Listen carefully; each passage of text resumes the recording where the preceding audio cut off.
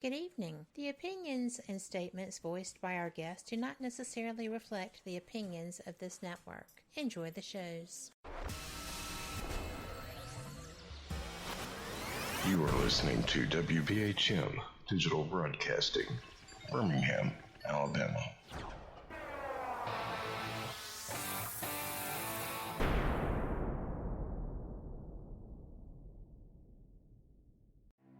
Headline edition, July 8, 1947. The Army Air Forces has announced that a flying disc has been found and is now in the possession of the Army. Army officers say the missile, found sometime last week, has been inspected at Roswell, New Mexico, and sent to Wright Field, Ohio, for further inspection. Now, historic films made in the spring of 1948 and just released show Eniwetok preparing for heavily guarded and still largely secret tests of new atomic weapons. The test's purpose is to measure atomic effects on thousands of different materials, 30,000 tons of them, not, as at Bikini, to prove military effectiveness.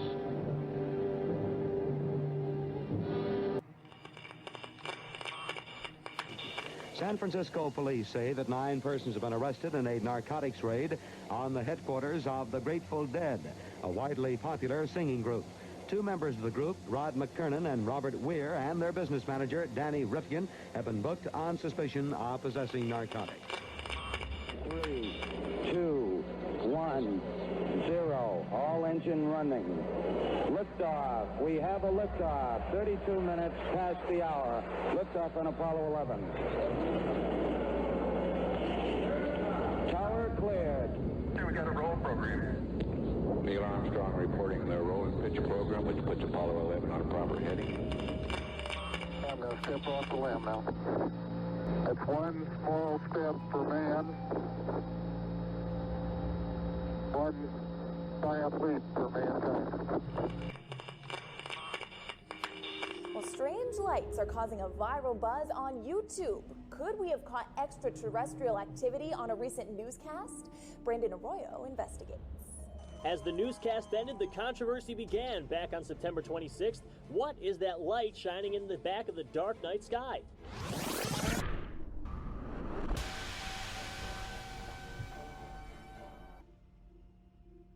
With coverage reaching all the way back to 1948, for over 70 years, Fate magazine has brought you reports of the strange and unknown, all of them true. Now, Fate Magazine Radio is carrying on that tradition of setting the standard in paranormal talk radio as we report and discuss some of the most mysterious and perplexing phenomena imaginable in this strange world of ours. Now, here is your host of Fate Magazine Radio, Kat Hobson.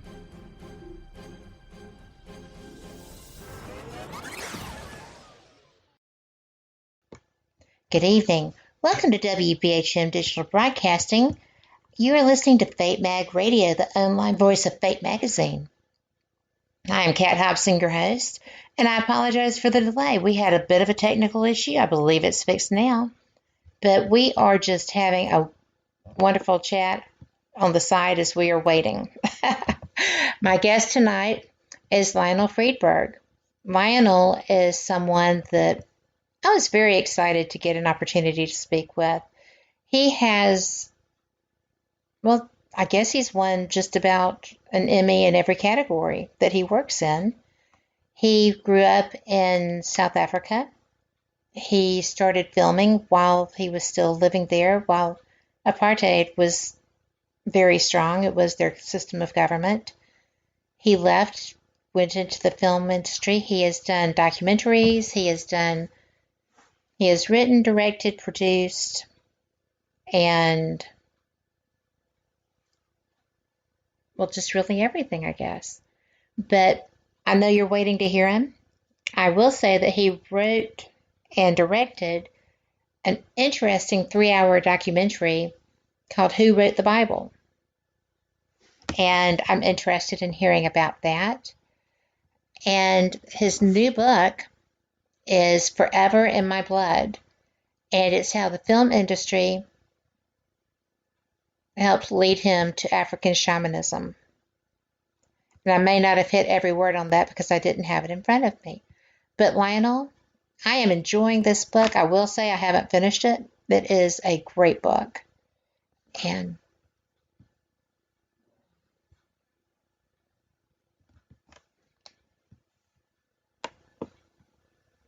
oh dear. Oh dear.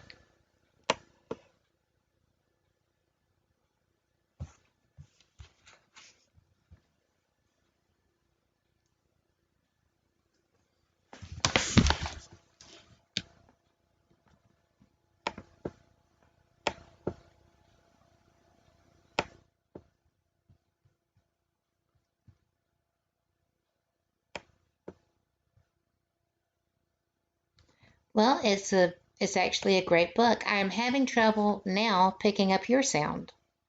And I'm not sure why that is. So if you'll just bear with me as we talk here, I will be working on that. And I am going, if you'll, again, because I can record this in Skype and we can have the information that we will need. But I am very frustrated because so many people are looking forward to hearing your information. I mean, you're brilliant. They want to hear this.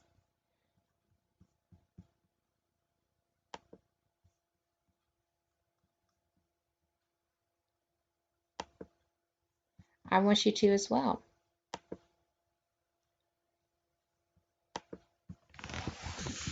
You're fabulous. Well, because it matters. This is great information. So, everyone, if you'll just bear with us a second, we will be right back with you. Thanks for your patience. And, I love all of you. I'm sorry for the problems, but we will be back.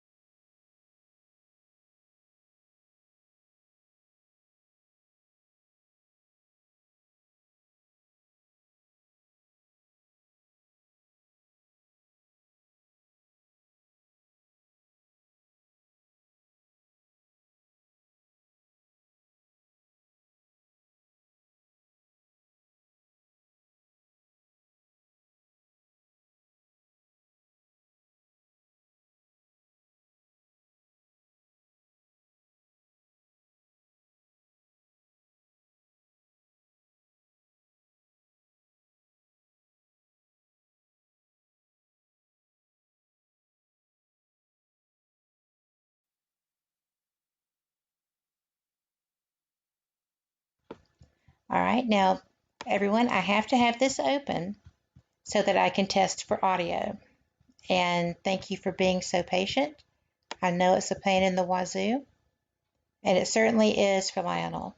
And he is being so gracious and so kind that I am just very fortunate. I am going to ask him if he can say something.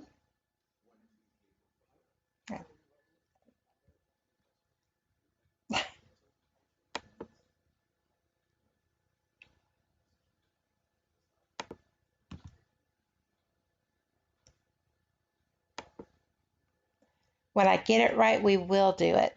So everyone, just thank you so much for y'all's patience. I'm sorry there's a need for it. So it's just very exasperating. And because we have to have this open, you get to listen to the frustration. Lionel, I know you're frustrated too. And there you are. Talk to me some more. 1, 2, 3, 4, 5. I don't want you to worry or panic about this. It'll come right. You'll find the right switch or the missing cable or whatever it is. It just did, my friend. There you go. Did. See, the spirits are with us. I knew they would be. Well, I am going to let our listeners know that we are not starting over, but we are going to let everyone know because there was a problem with his voice coming through at the beginning.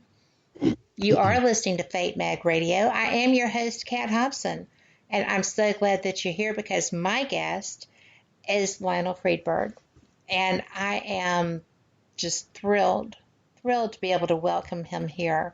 We have been having a great conversation that no one else could hear his side of. But he has done everything. He has won probably an Academy Award in every field of, or every area of filmmaking that he is involved in. He has written and directed a book or a film. Who wrote the Bible? And I think that's a very interesting topic because I like the information that was shared with that.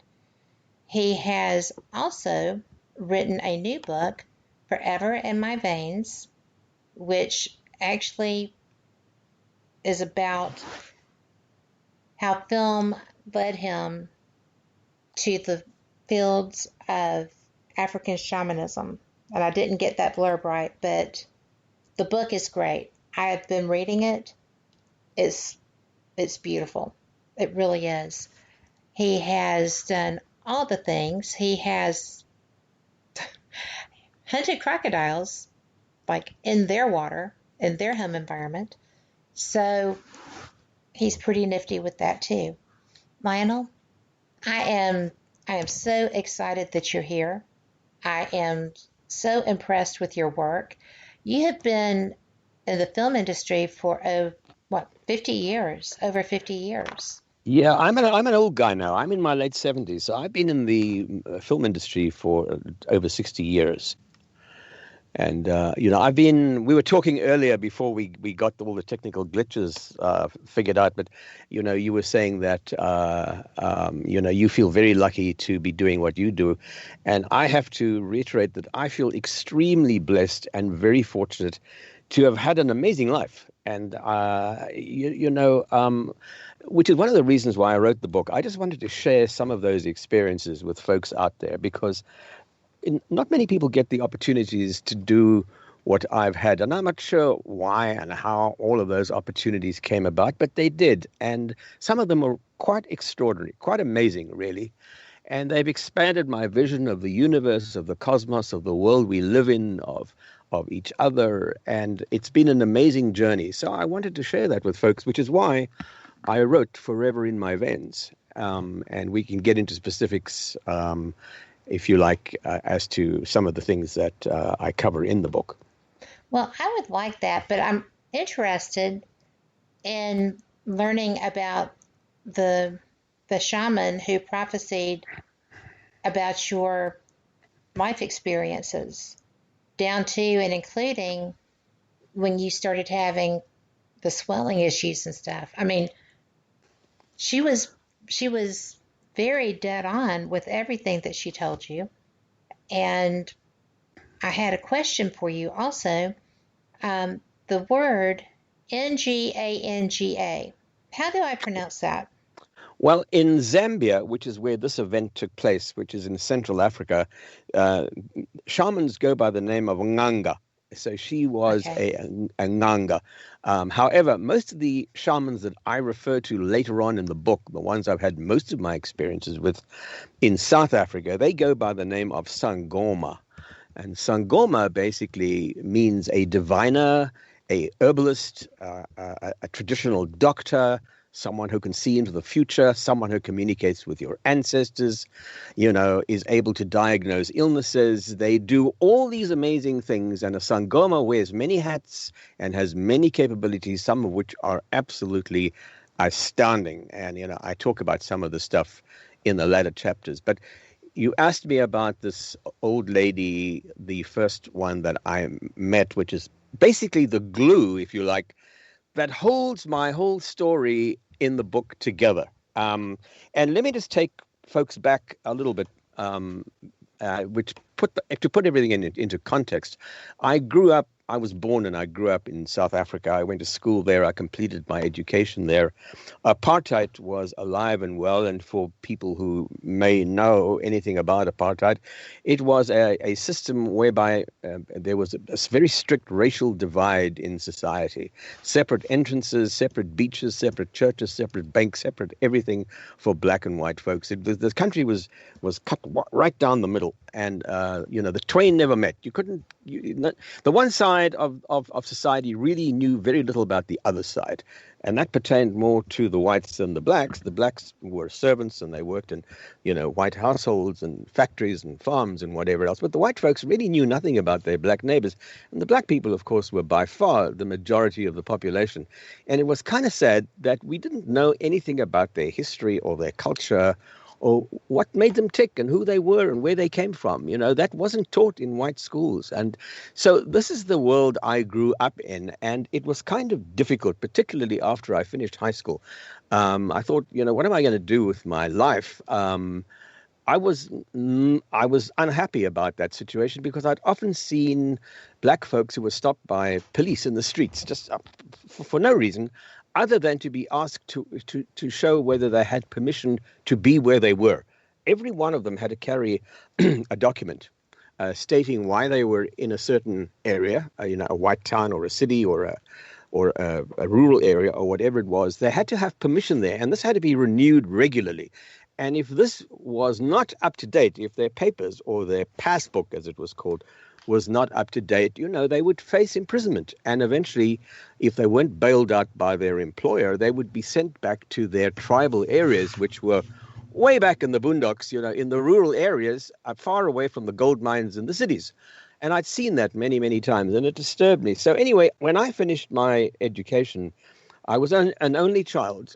My parents decided to leave the country because my father took a job to manage a small store in a country way up to the north of South Africa, a place that was called Northern Rhodesia. Now, Northern Rhodesia is today known as the Republic of Zambia. And just to put things into context, for people to know what I'm talking about, it sits right at the southern end of the Congo Basin. So, it's way up there in the middle of those days, what we used to refer to as darkest Africa. Well, today it's not as dark as it used to be because most of it has been explored, most of it's been settled, and there are cities everywhere now. But that's where Zambia is. But those days it was Northern Rhodesia. And my father went up to run a small store in a town that was part of a copper mining area. So there were a whole bunch of these little towns, a string of them, where there were copper mines, and he went up there to run a store. He by trade, he was a watchmaker in the days when watches and clocks used to have mechanical, mechanisms, unlike today where most of it is electronic. And so he went up there, and I have to tell you that I fell in love with the movies when I was a little tiny tyke because my mother used to drag me to every movie that she saw. I used to go to matinees with her on Saturday and sometimes on a Wednesday afternoon, and I fell in love with the movies, and all I wanted to do with my life was to make movies. So when they moved up to Northern Rhodesia, I'm finished high school now, I'm talking about the year 1960, I said, I'm going with you. And my mother said, go to university, get yourself a degree, go and get a career. And I said, no, I want to go with you up there because that's exciting. That's darkest Africa. And I had my own little movie camera that I had already been using to make movies for my school sporting events and my friends' birthday parties and whatever else. And I thought, it's a very nice one. Here's the chance for me to go up and make my own version of Tarzan and the African Queen and King Solomon's Mines and all those wonderful adventure films that I'd seen as a kid in the early 50s, I thought, now's my chance to do that. But I mean, what did I know? I was a teenager and I didn't know too much about that, but I had a movie camera and I thought, well, I was going to find a career. Well, that was fanciful thinking. It reminds me of so many people who've, come to Hollywood with a dream and left with their tail between their legs, because it doesn't work out that way. It's not so easy. And I kind of had that same attitude. Who on earth was going to give me the opportunity to make movies in the African bush? Because that's virtually where I was going. So when I got up there and I discovered that all that there was were a bunch of copper mining mines and endless jungles and bush spread out from horizon to horizon on either side. What on earth was I going to do with my life? But I had my movie camera. Anyway, to cut a long story short, one day in the local newspaper, there was a little local rag that served these copper mining towns. It was called the Northern News. And in there was an ad that announced that a television station was going to be built and was going to go into operation in 1961, and that they were looking for staff. And I thought, oh my word, somebody's been hearing my prayers. That's what I need to do. Anyway, the station was still being built, but I went and knocked on the door and I spoke to the guy who was recruiting staff. Now, most of the people who were going to run this station either came from the UK, from England, or from other countries, overseas, the key staff, the producers and the engineers and the directors and whatever else. But they were looking for staff for menial tasks, menial jobs, if you like, a driver, someone to run the props department and things like that. And I said, I'll do anything. I'll sweep the floors, whatever it is. You've got to give me a job. I've got to do this. And I was eventually given employment. And I got a job at the station before it even went on the air. I helped them, weld cables and, do things like that to get everything ready. And in December 1961, we officially went on the air. And it was the first television station in Central Africa. And there I was working for them in the props department, taking care of props for sets and things of that nature. But I was very, very impatient to get behind a camera. And one day I said to the manager, I said, look, you got to put me behind a camera or I'm leaving. And he said, all right, well, we'll try you out. And they did. And because I'd had so much experience as an amateur filmmaker, and I'd made some pretty good little amateur films, I can tell you, without sounding boastful or arrogant about it, I was pretty good behind that camera. And he said, yeah, okay. The manager said, yeah, all right, well, you can be one of our studio cameramen. And that's really how my career began. Now, I was as happy as can be. It was absolutely wonderful. We had all kinds of programming that was coming out of the station. In the morning were educational broadcasts for local, mainly African schools, for local kids out in the boondocks where there was a shortage of teachers. Some of these schools were way out in the bush, far away from towns. And so they all had one television set in the main hall of the school, and kids would go there for some of their lessons, and it was coming from our station. And in the afternoons, we would have tribal programming for villages all around the area of tribal music and dance. So we'd had educational broadcasts in the morning, all in local languages, some of it in English, but not all of it. And then we'd have these amazing local tribal programs in the afternoon with drumming and beating and dancing. And then at night, we'd have Leave It to Beaver and I Love Lucy and Bonanza for the white viewers. And, so I lived in this, it was like a surreal world. We lived in many cultures. It's like a dual multicultural world. Now, we have to break. We have to stop for a break right quick. But we will be right back, and I hope all of our listeners come too. And if you didn't mute the game, shame on you. You're missing this great show. But if you're listening after, I hope that you are just cheering on the Saints. We'll be right back.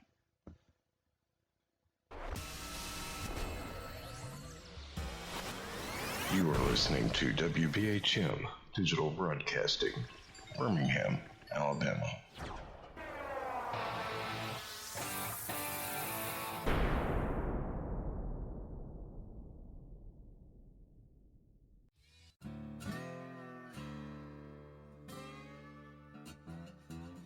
Oh, come on. I'm Southern, but... Nope. That'll do. Hello. I am Kat Hobson, host of Paranormal Experience here on WBHM Digital Broadcasting out of Birmingham, Alabama. I enjoy having guests from all areas of the paranormal, from ghosts to ufology to cryptids and beyond. You'll find some of the best researchers in their fields bringing you some great information. Join me on Wednesday nights from 8 to 10 p. Eastern here on WBHM Digital Broadcasting.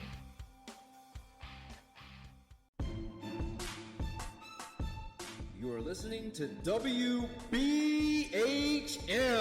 Digital Broadcasting, the best in paranormal talk only on Paranormal Experience Radio. Broadcasting live out of Birmingham, Alabama. Since 1948, Fate Magazine has brought you reports of the strange and unknown, all of them true. Fate Radio is carrying on that tradition, bringing you the unusual, macabre, strange, and bizarre. Join host Kat Hobson Sunday nights from 8 to 10 p.m. Eastern on WBHM Digital Broadcasting.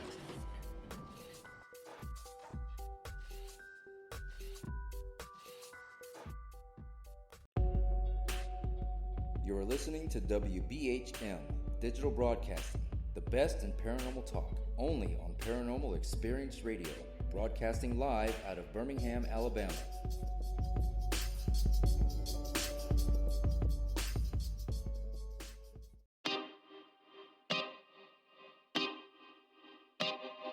This is Jason Bland, host of Midwest Paranormal Presents Paranormal Soup, where we stream live as a webcast every Sunday night, 11 p.m. to 2 a.m. Eastern, with guests who will blow your mind. Live ghost box sessions where you can call into the show to see if the spirits will talk to you, and the world wide web of weird with the latest in paranormal news and evidence. We're bringing the weird every Sunday night, 11 p.m. to 2 a.m. Eastern on our Facebook page and YouTube channel. Don't forget to follow and subscribe.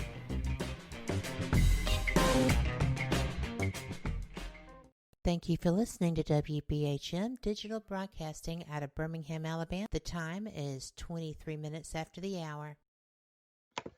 Welcome back to Fate Mag Radio, and my guest tonight is Lionel Friedberg. Oh, Lionel, I'm sorry. And I'm going to tell you that I am really impressed with this man. His publicist, who is a friend of mine, and I'm going to share this, Lionel, because I think it's lovely, but it says, Lionel is the man who brought us television shows such as Ancient Mysteries, Mysteries of the Bible, and History Mysteries for the Discovery Channel, History Channel, and National Geographic. His latest incredible book, which it is, brings us on an adventure of shamanism, near-death experience, interviews with the dead, UFO encounters photographed, and strange paranormal encounters during his world travels as a Hollywood filmmaker. And Lionel, I know that I interrupted you in mid-stride, but I do want to note that you have traveled and worked on all 7 continents. You have been everywhere. I've been to all 7 continents of the planet, yeah. And remember, there are 7 continents, because if you exclude Antarctica, it's 6 continents. But if you include Antarctica, it's 7. And I've been there too. So, so let me just pick up. So after 3 years, the country, this northern Rhodesia, gets its independence from Britain and becomes the Republic of Zambia. Now, the local people, correctly so, are now in charge of their affairs. And what they did was the government decided to nationalize the station, which was originally privately owned. And the minute that happened, we, all us white folk in the station, in the studio, we got little pink slips to say, thank you very much, you've done a great job, but bye-bye. In 6 months, out of here. Your jobs are going to be taken over by local people. Well, we couldn't argue with that because it made absolute sense, but it was a little horrifying because I had no idea what I was going to do with my life. And we had a guy working for us at home. We all had servants still in those days. He was a young guy, not very much older than I was. I was about 22 at this point. And I told him about it. And he said, we have to find out what you should do with your life. Because I told him, I don't want to go back to South Africa, even though South Africa had a really good film industry, even then. but I didn't want to particularly go back to South Africa. Apartheid was still alive and well, and that was the rule of the land. I didn't want to do that. I wanted eventually to end up in Hollywood, which is where I now live, thank goodness, and I eventually got here. But at that time, what do? So he said, I will take you to somebody who will tell you what to do. And I had no idea who this somebody was, but I trusted him implicitly. And he said, on Thursday afternoon, we take your car and I will take you to this person. So we did on that Thursday afternoon. There we are driving my little secondhand used car. It was a VW Beetle. It was blue in color. And we went driving into the bush on a little dirt road. And we went to a settlement. And there was a single little tiny house on the edge of the settlement. And David went and knocked at the door. And this little old lady, this little old Bemba woman, she was a member of the Bemba ethnic group. She answered the door, and it was a hot, hot day, but she was covered in a trench coat and a rug, and she beckoned us into her little house. And the minute I went to this house, there were strange smells. There was a very, very weird ambience that wasn't disturbing, but it wasn't familiar to me. I wasn't quite sure what it was, but the vibe inside that place was very, very strange and unfamiliar to me. And we sat down on the floor, and there was a grass mat. She spoke no English, but David, this guy who took me there, our servant, he translated for me. And what she did was she had a little bag of little African animal skin bag, which she picked up, and she shook it, and she handed it to me, and she told me, speak your name into the bag, which she spoke in Bemba. David told me what to do, which I did. And then she sprinkled some snuff into it, which is ground up tobacco leaf. And then she poured the bones onto this grass mat. And the way the bones fell, it made a pattern. And she leaned over and she looked at those bones. And she basically foresaw everything in my life. And everything that she told me that day came true over the period of the next 6 decades. It was unbelievable. That is unbelievable. It's so neat. To the degree of, how many kids I would have, how many grandchildren I would have, all kinds of stuff. She was that accurate. So I don't know how much time you have before you have your next break, but I want to go on. About 10 minutes. I want to give you an example of some of the things she told me. And I didn't understand any of it, but I made notes, and I made mental notes as well as physical notes in a little notepad. But, she said to me things like, one day you will go to a world where there is no color. It's only white. No colors there at all, just a white world. You will go there. And she said, you will one day go far over the big water, and you will go to a place where there are many, many lights, and you will work with many, many famous people. And she said, one day you will be in the bush, and you will almost get killed by a great beast. None of this stuff was making any sense to me, as you can well imagine. And I don't think it was making any sense to her either, but these are the images, these are the scenes that she was seeing in this pattern of bones lying on the floor. So she was just looking at the bones to bring that to you. Yeah, and she was just describing these visions that she was having. And she said to me even weird things like, for example, one day the big water will almost kill you. And the weirdest thing that she said to me, which I think is one of the most extraordinary stories, is she said to me, again, through the translator, through David, she said, you will meet a man one day who was very, very close to the most evil man who ever lived. That fascinated me. And when she said that, I kind of got a little nervous and very edgy because I had no idea what she was inferring. What on earth was she referring to? I had no idea. But as I explain in the book, all of these things did come to pass. Every single thing that she told me came true. You will cross the big water. You will go to the north. You will work in the big lights. Yes, I immigrated from South Africa. I went by sea. She didn't even know what the ocean was. She'd never seen an ocean, this little old lady living in the bush. She was referring to the ocean. Oh, that's true. I missed that. Wow. Yeah. She was referring to the ocean, and I did go to the north because I went all the way from Cape Town all the way to the northern hemisphere. And where did I end up? Well, my life ended up eventually in Hollywood. And what are the big lights? Well, these are the sound stages of Hollywood. Yeah, lots of lights and lots of famous people. Well, that's what I've done. And, the thing about the white world is that 1991, as part of a science series that I did for PBS, I was sent on a scientific research trip to Antarctica. And it was quite amazing because it was the southern hemisphere in summertime. The sun doesn't set down in the Antarctic because, the sun never goes beneath the horizon. And it was Christmas Eve, 1991, when we on this icebreaker in the middle of an ocean that is covered with pack ice. So there's white everywhere.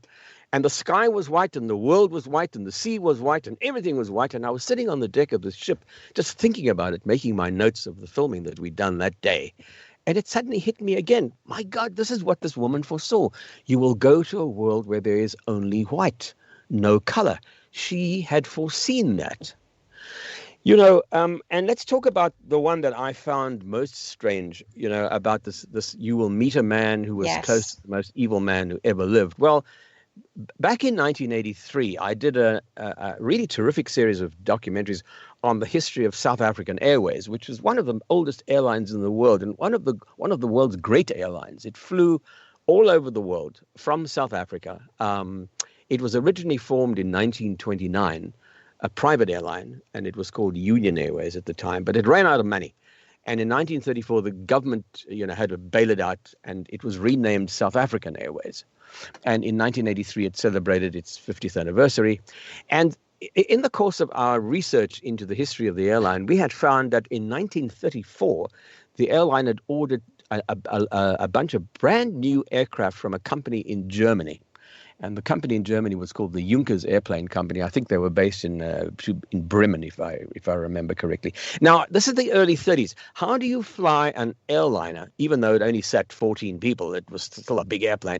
How do you fly something like that all the way from Europe, all the way down Africa to Johannesburg? There are no airfields. There are no weather forecasting stations along the way. There's no radio. How do you do that? And how do you refuel the aircraft en route? All of this had to be pre-planned and done. The trip took 2 weeks for these delivery flights to take place.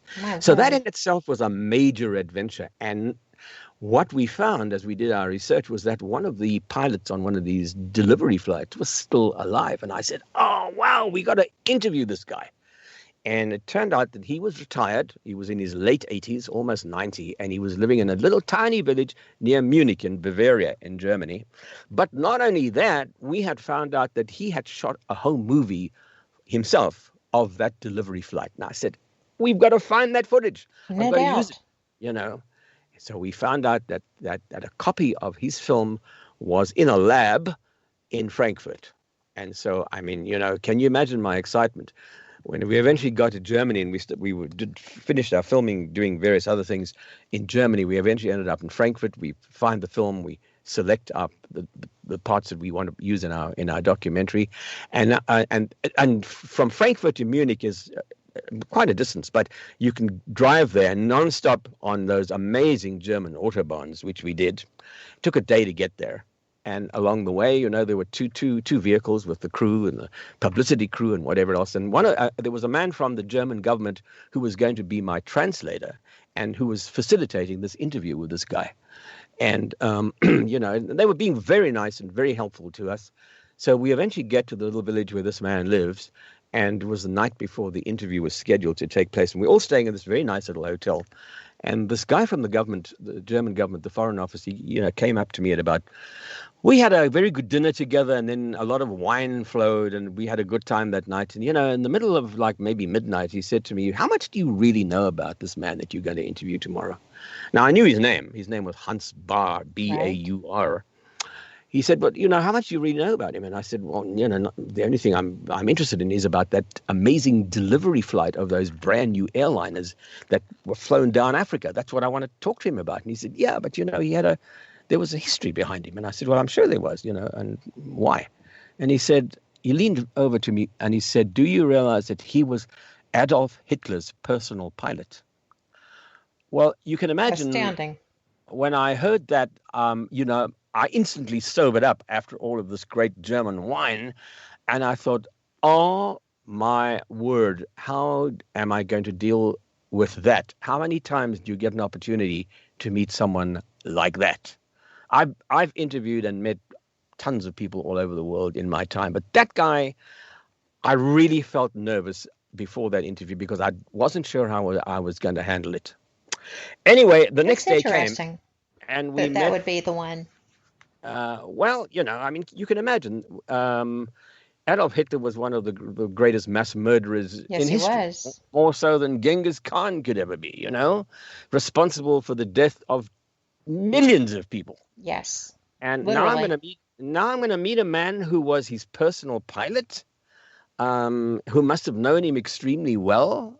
They must have had some degree of, relationship, friendship. What am I going to, how do you do that? Anyway, the next day we go to his house and, we meet him after a while. And the minute I shook his hand, I suddenly realized I was one handshake away from Adolf Hitler. How many times did Adolf Hitler shake that very hand that I have just shaken now? It sort of sobered me up, and it really made me aware of the fact that, wow, talk about 6 degrees of separation. This is 1 degree of separation, Yes, that is so, when you place it in that context, it takes a whole different persona. Absolutely, yeah. So not only did we do this interview with him, but at the end of the interview, he invited me to sit down with him, and he started showing me all his photograph albums. And in these albums were endless pictures of him with Adolf Hitler. First of all, he and Adolf Hitler were friends from way, way back. When he got married his first wife, this is his third wife that was living with him at the time. When he married his first wife, Adolf Hitler gave him his wedding party in Adolf Hitler's personal apartment in Munich. So they were close buddies right from very, very early days. And during the course of, going through these albums, he told me that he and Hitler were extremely close during the war. Hitler trusted nobody. He always felt that his life was in danger. He always felt that the people were after him.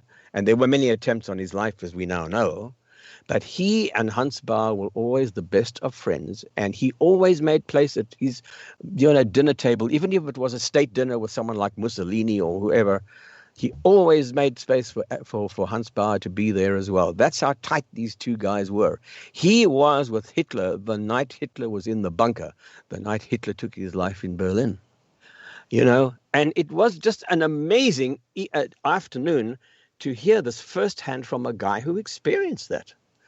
And you know what? It was only after we were driving away from his little house, which is like a picture book house. There he was standing outside his house with his wife, 2 little old people waving goodbye, like an old couple waving goodbye to their grandchildren. And they was as sweet as can be to us. It suddenly struck me again. That's what that old woman in that hut in Africa had seen decades earlier. I will meet the man who knew the most evil man who ever lived. Once again, she was right. Well, I tell you what, the things that I have already read that she was right about are just phenomenal. But we do have to take a break. We will be right back. Y'all come back too. You're listening to WBHM Digital Broadcasting, the best in paranormal talk, only on Paranormal Experience Radio, broadcasting live out of Birmingham, Alabama.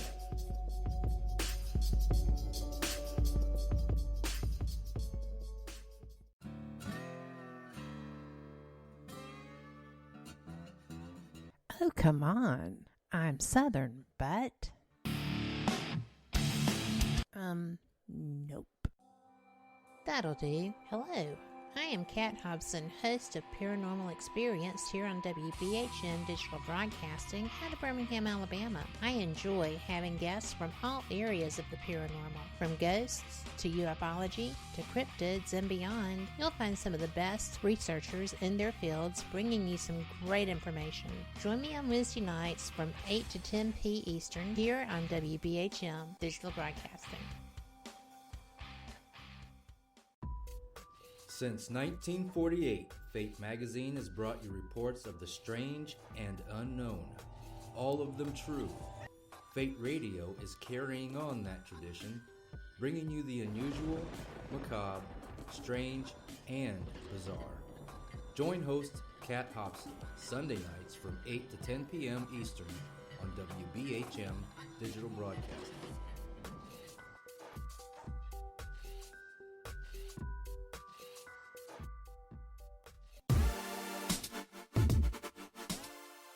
listening to WBHM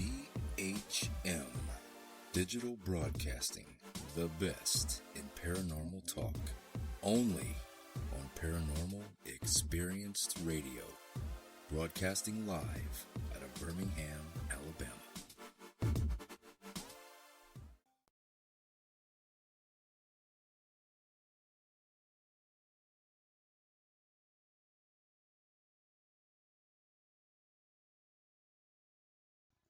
And welcome back to Fate Mag Radio. I am just loving this conversation.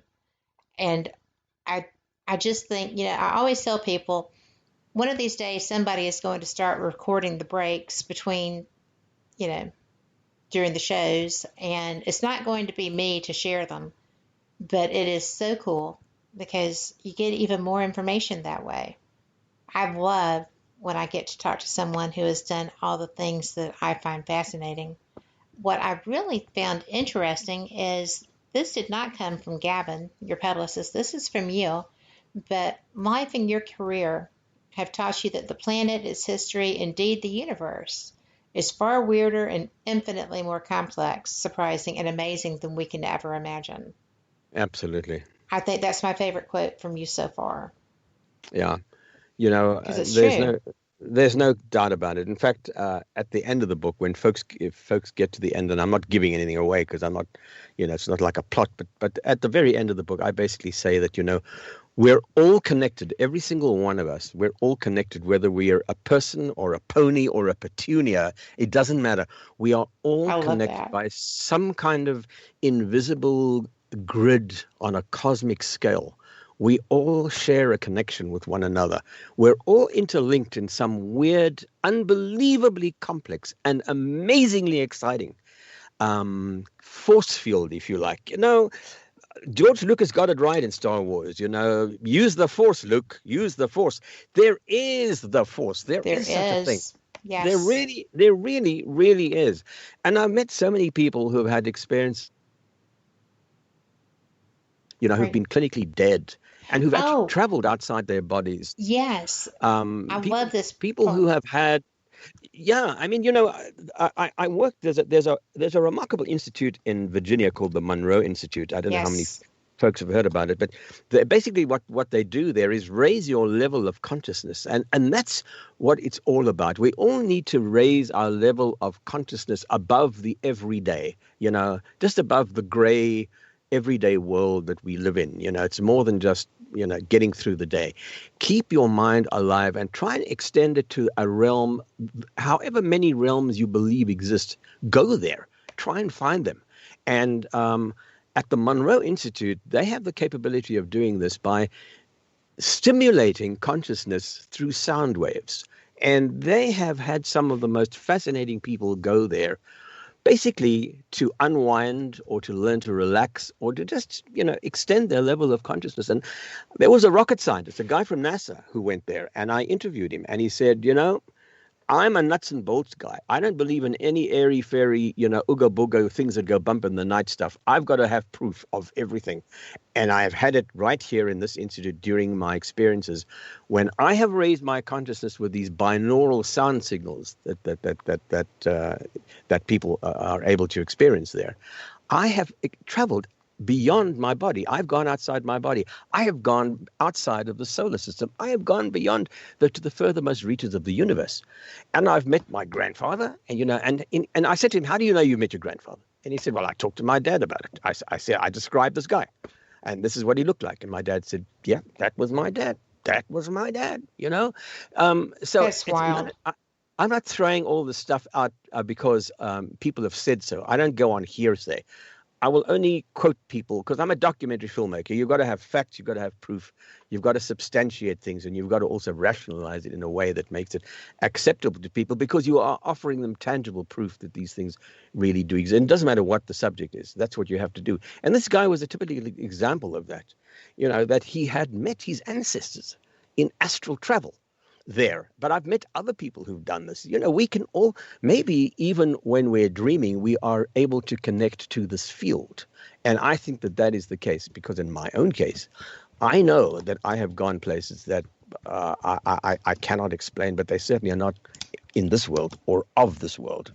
You know, I've met people who have died clinically and floated above their bodies and looked down and seeing surgery being performed on them that have brought them back to life again, and described everything that happened because they went outside their body and they eventually were given a choice by either a light being or a voice or a something or a someone or a it, whatever it was, to give them the option of going back into their bodies and being resuscitated and being brought back to life again as the person who they were in their physical being, in their physical bodies. There was an amazing woman in Atlanta who told me her story. She had an aneurysm on the brain. She traveled outside her body because they had to stop her heart. They had to stop her blood flow in order to open her skull and get rid of the aneurysm. And then they brought her back to life again. And she described the entire surgery to the surgeon afterwards. And he didn't believe a word of it until she said, yeah. And then she described things that he did. She even said, and what about that time when you asked the nurse for a certain instrument and she dropped it and you scolded her? He said, you saw that? She said, of course I did. Why were you so nasty to her? And she was dead when that happened. Oh, my word. Well, I am fortunate enough to have gotten a chance to speak with Dr. Raymond Moody, who coined the term near-death experience. And it's amazing how universal the experiences seem to be. There's not a lot of variation. Exactly. At all. And so that's why it almost makes it conclusive. Well, Kat, how much time you got? You got enough for me to tell you a little story? You got about 8 minutes. Okay. The most amazing thing about all of these people that I interviewed in a show that I called Beyond Death. This was about 1998, and I don't remember the channel I made it for. It was for here. It was for either A&E or the History Channel, one of those. It was called Beyond Death, and and the brief was go and find out what happens to human consciousness, or the spirit, if you like, after the demise of the physical body. In other words, what happens to your soul and all your thoughts and everything that defines who you are when your body's dead. That was what the show was about. So I went to all these institutions and whatever else. But one of the most amazing things during the course of the making of that series was meeting a pediatrician who dealt with children. He was based in Seattle. I think he's still in practice in Seattle. And he dealt with children, small children, and I'm talking about kids at the age of about 5, 6, 7 years old, maybe 8, who were clinically dead and revived, brought back to life again.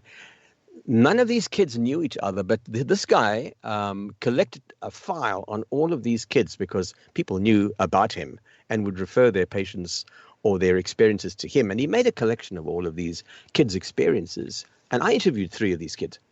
And he said all of these children had similar experiences when they were dead.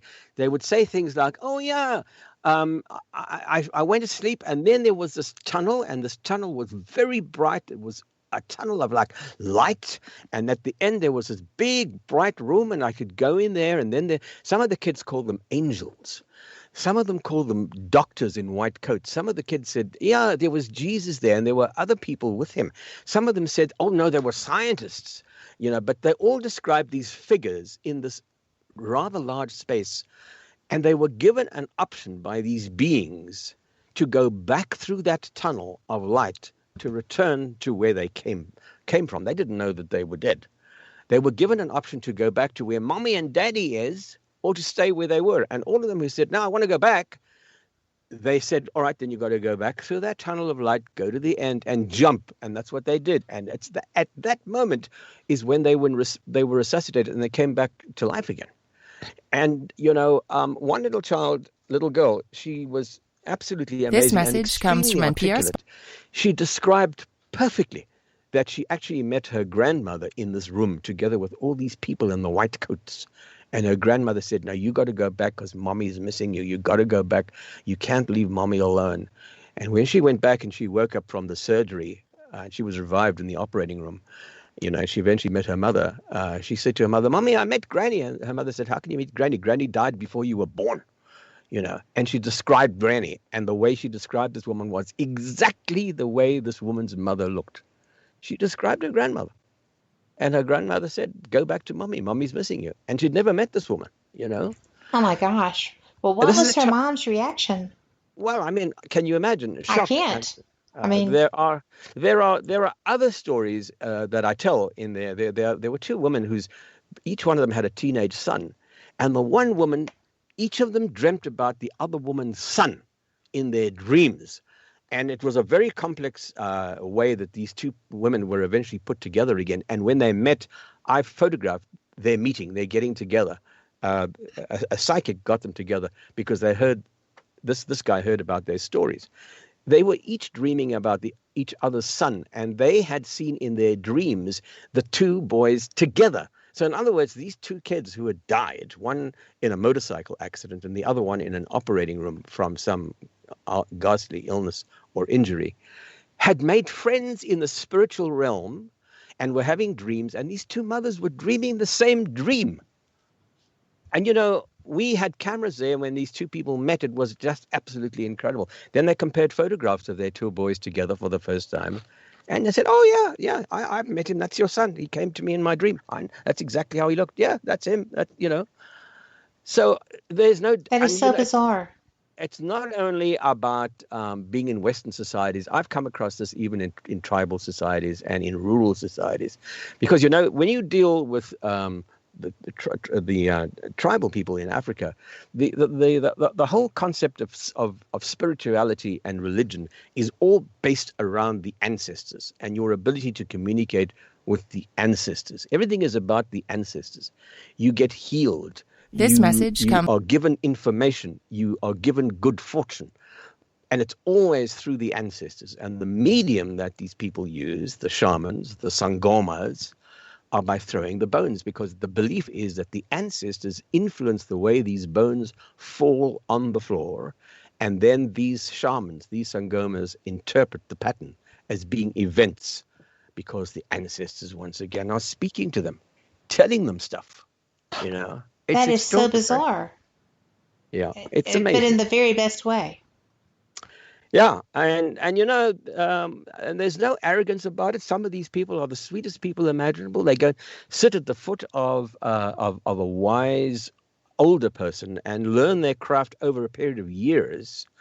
And they go away ordained into these crafts and into these arts, and it's just amazing. They don't go to university. A lot of them can't even read. And today, that version, that type of healing, is officially recognized in South Africa as part of the medical system. That's how much respect it is given today. My word, really? Yeah, in the days of apartheid, of course, people who did that were regarded, that's just another witch doctor, absolutely disparaging and arrogant. Today, it's a different story entirely. They are respected for what they are, and it's about time they get that degree of respect, because they're extraordinary people.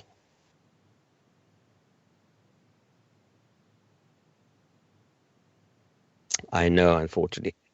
I know. Homeopathic medicine is so important.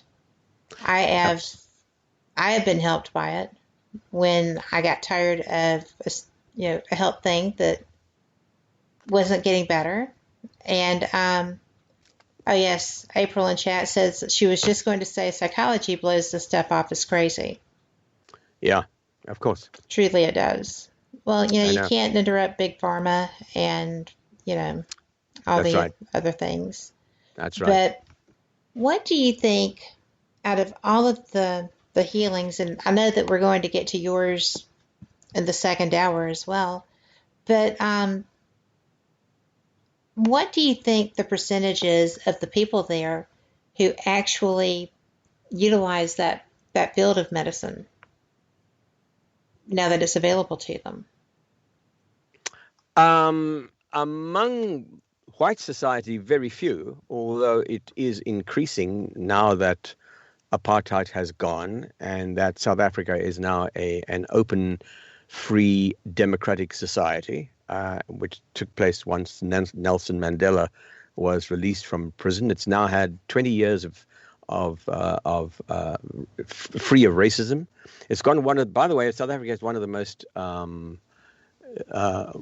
embracing and I think amazing constitutions in the world that protects the right of everybody. Enshrined in the Constitution of South Africa today is the right to choose your partner, and be you, whether you're gay or straight or whatever. It is enshrined in the Constitution. No other society on the planet has that. Many other societies in Africa, and certainly in countries like the Middle East and so on, if you're gay or you're lesbian or whatever, you're frowned upon. In South Africa, it is enshrined by right, by law. That is how enlightened that country has become after those many dark years of divisive racism that defined everything and the way people behaved.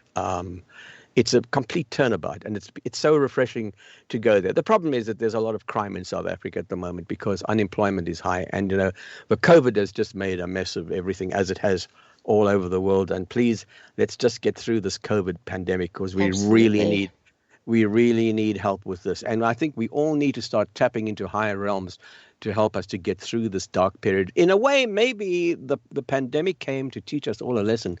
We've not been treating planet Earth very well. We've been very brutal to the planet that is our only home. We've been brutal to the environment, the way we've been poisoning the earth, the way we've been chopping rainforests down and burning them down, the way we've been exploiting the planet, the plastic in the oceans, the acidity levels. I mean, we've just been, and also a thing that is a pet project of mine is the way we've been treating wildlife and animals generally.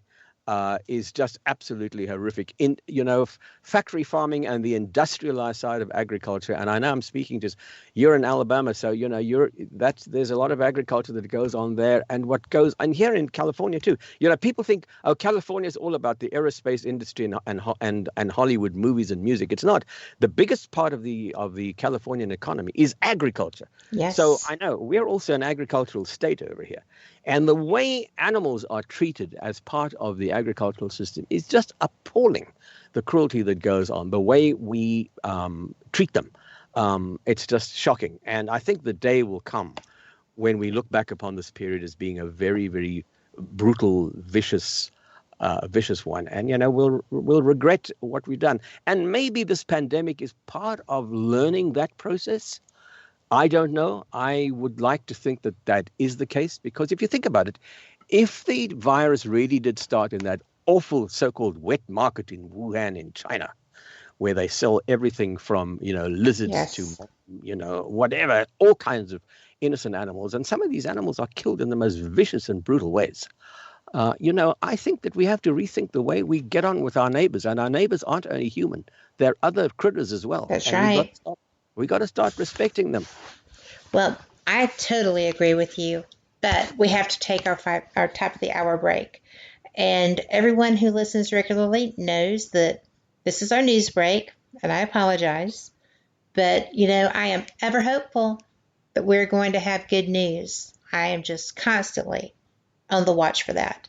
So let's see what we find here. We will be back after this, and I hope that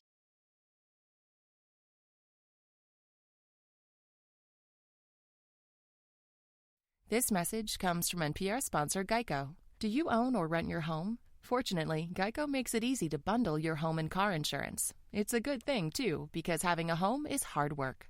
Go to geico.com, get a quote, and see how much you could save. Live from NPR News, I'm Janine Herbst. There's unprecedented security at state houses across the country ahead of President-elect Joe Biden's inauguration later this week. But as NPR's Eric Westervelt reports, threatened pro-Trump demonstrations didn't materialize today in most capitals. Small groups of pro-Trump protesters, some heavily armed, gathered Sunday outside state houses in Oregon, Michigan, Ohio, and South Carolina. Those gatherings were small, peaceful, and short-lived. Most state capitals were largely quiet Sunday, despite FBI warnings that white supremacists and anti-government extremists might target them. Many state house complexes posted a heavy presence of police and National Guard forces. At least 19 states deployed Guard troops after an insurrectionist mob overran the U.S. Capitol January 6th. The atmosphere remains tense ahead of Joe Biden's swearing in on Wednesday. Washington, D.C. remains under extraordinary security. Eric Westervelt, NPR News. The Justice Department says it's arrested an elected official from New Mexico on charges related to the January 6th attack on the U.S. Capitol. Coe Griffith, a New Mexico County Commissioner and founder of a group called Cowboys for Trump, was arrested in Washington. Authorities say he vowed to travel to D.C. with weapons to protest the inauguration of President-elect Joe Biden.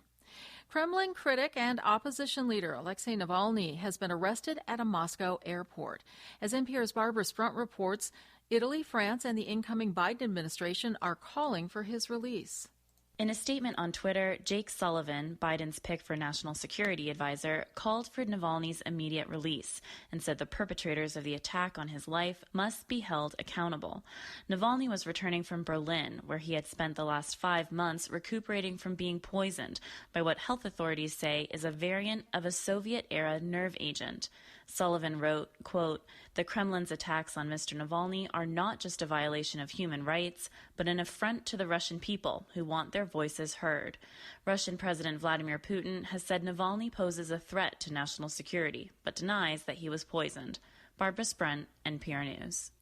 Health regulators in Brazil approved 2 COVID-19 vaccines for emergency use. NPR's Philip Reeves reports. Brazil has 209,000 COVID deaths, a second wave, and a new strain of the virus.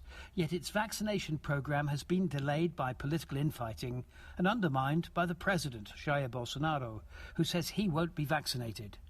Bolsonaro's particularly scoffed at the vaccine Coronavac, pioneered by his political rival, the governor of Sao Paulo, in partnership with China. It's now been cleared for use.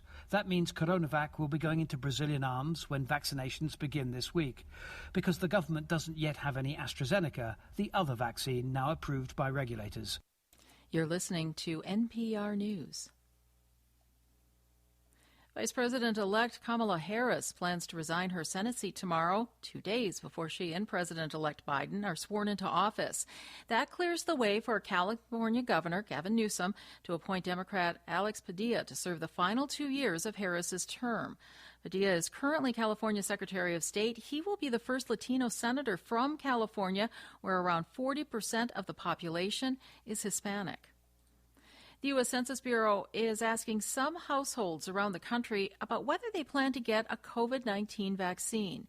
NPR's Hansi Lawang reports the Bureau is trying to collect the information for a voluntary survey about how the pandemic is affecting people's daily lives.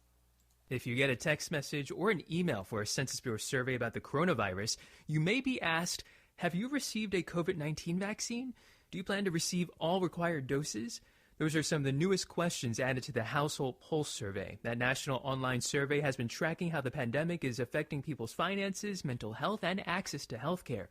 Now the Bureau is trying to figure out why people may decide to get vaccinated or not. As the rollout of vaccines continues to ramp up, results from the survey will be released every 2 weeks starting late this month. Hansi Lawang, NPR News, New York. In Amsterdam, riot police used water cannons to disperse protesters who were taking part in banned demonstrations against the Dutch government over its tough coronavirus lockdown. Police say they took that action because the protesters weren't social distancing. I'm Janine Herbst, and you're listening to NPR News. Support for NPR comes from Intercom, presenting this message. Customer support doesn't have to be chaotic. Intercom's resolution bot resolves 33% of support tickets automatically for happier customers and more efficient teams. Now we're talking. More at intercom.com/support.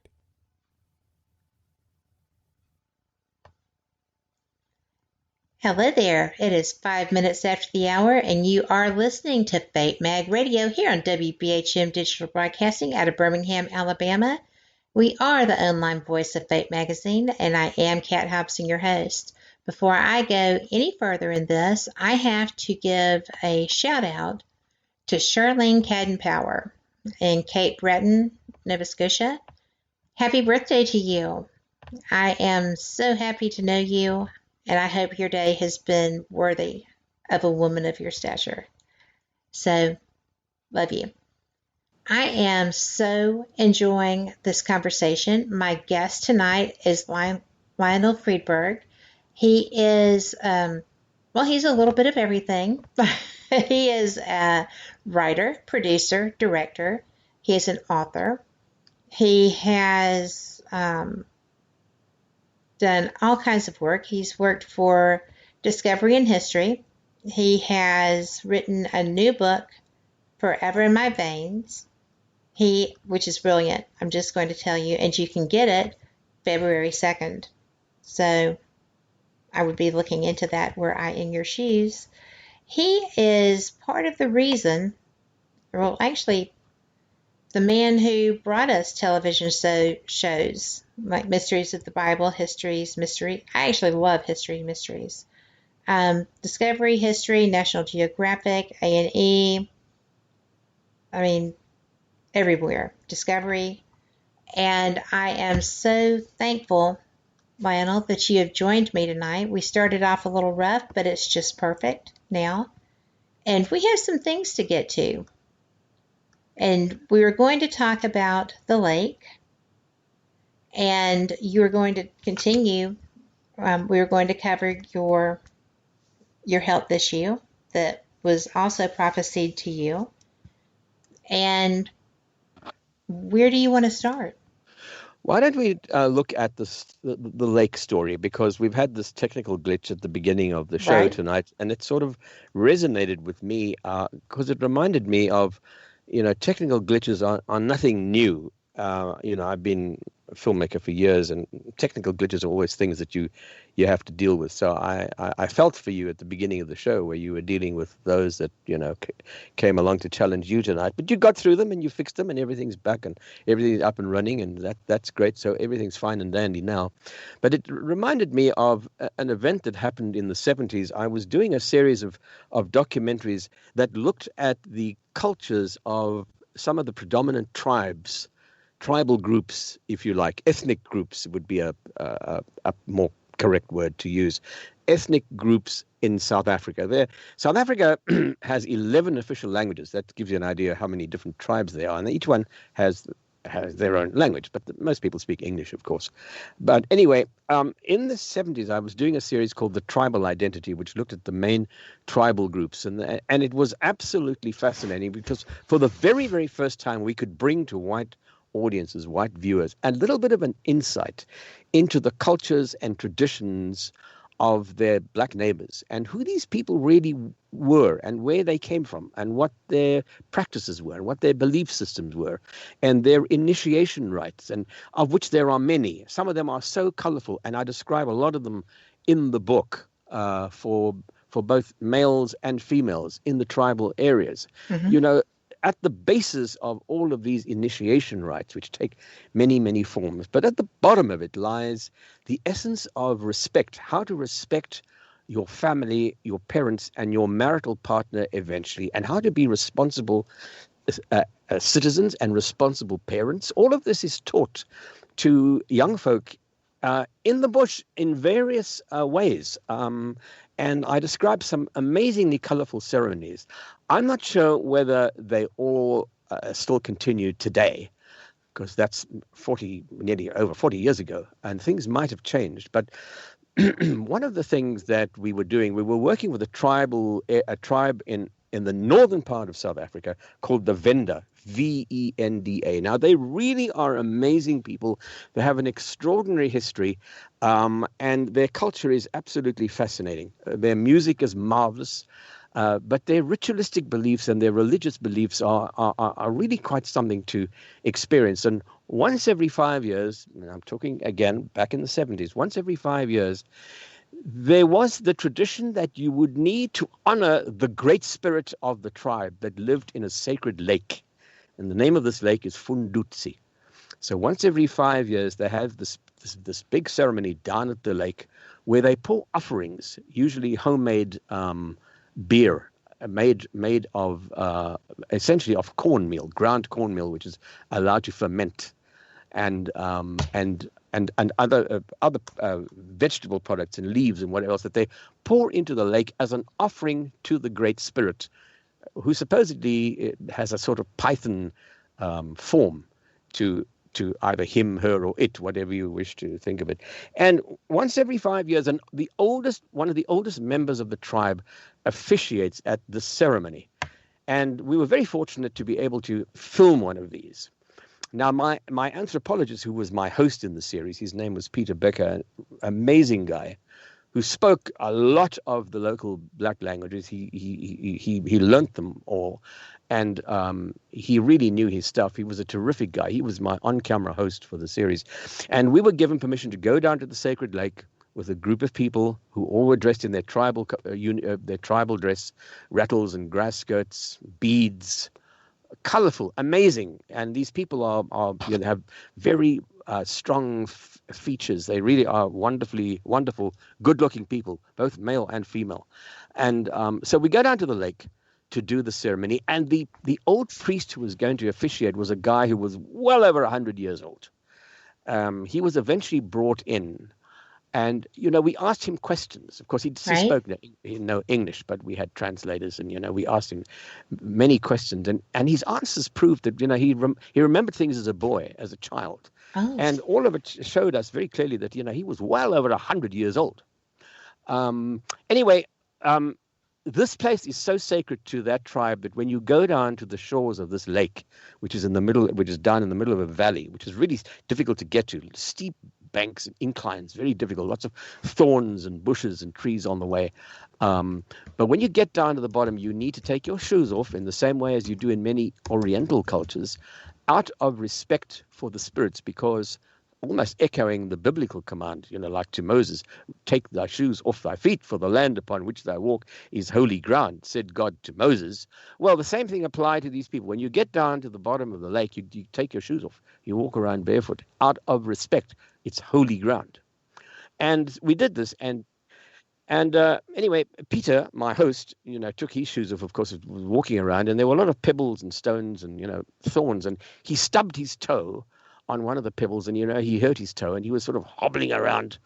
Now the ceremony has got underway at that point, and this ancient old man, this withered old guy, was looking out towards the lake with his hands held up high above his head, peering out over the lake, and he was chanting away in this voice, sort of wow, chanting to the spirit of the lake, thanking the ancestors and the creators of the tribe for protecting the tribe. And here's Peter in front of my camera with this going on in the background with all these people in their tribal dress and that remarkable old man.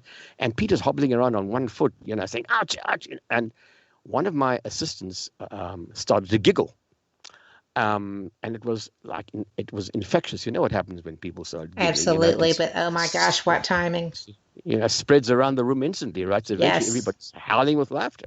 Well, that's what happened to us. We all we couldn't control ourselves. We started to laugh, to giggle and laugh. Now, that wasn't the way to behave at all. We are partaking in an ancient ceremony. We should have had far more respect than that, but we couldn't help ourselves. We were all sort of trying to stifle our laughter and, sneering and giggling, and we're laughing. And this old man, he was half blind and half deaf. He couldn't possibly have heard us. But he stopped his chanting. He stopped looking out towards the lake with his hands up like this. And he turned around and looked at us. Those eyes, they couldn't see very much. They were that old. But he looked at us when we knew that he was watching us with some kind of real anger. And as that happened, and remember, this is the days of film and tape. We're running film and we're running tape decks recording all of this. The minute he turned around to look at us, the camera stopped running, the tape recorded, the Niagara professional tape deck stopped working. Everything electronic that we were using stopped dead, stopped working. And I looked at Peter, my anthropologist, and I said, what's going on? And Peter looked at me. We all stopped laughing at that point, of course, because this is serious stuff. We're missing the heart of the ceremony. We can't film it. Everything's jammed. Nothing's working. What's going on? So I called one of my assistants over. I said, for God's sake, please go and ask the head tribesman over there, the headman from the local village, to please go and speak to the priest and ask him whatever happened to please, whatever was done to undo it, if it was possible. And that was done. They ran away and they went down to this old guy and whispered into his ear and came running back to us and said, the priest said that the ancestors are unhappy about your behavior and you are not being allowed to photograph the ceremony. Wow. My assistant, we had a voltmeter there, of course, which you carry. Every good assistant has a camera. Does the battery work? Yeah, there's power. Is there power going through the cables? Yes, there's power. Is there power going to the tape deck? Yes, there's power. Everything had power, but nothing was running. Nothing was working. I mean, we all knew, and Peter said, the spirits are jamming us. They're not allowing us to shoot this.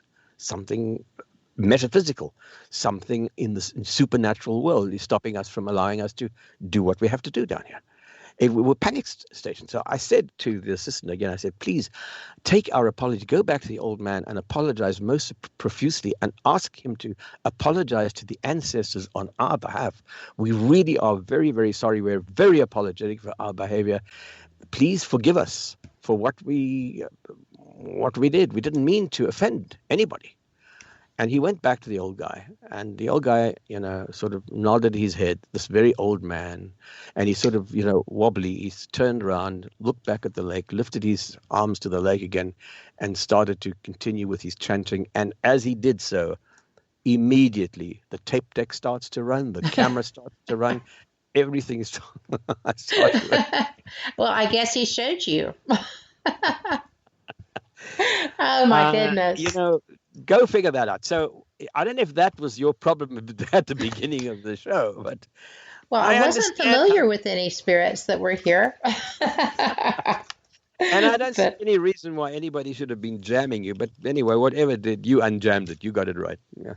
Well, it's funny because I use a specific microphone, but the connection cables for them are specific to that brand. You cannot use anything else.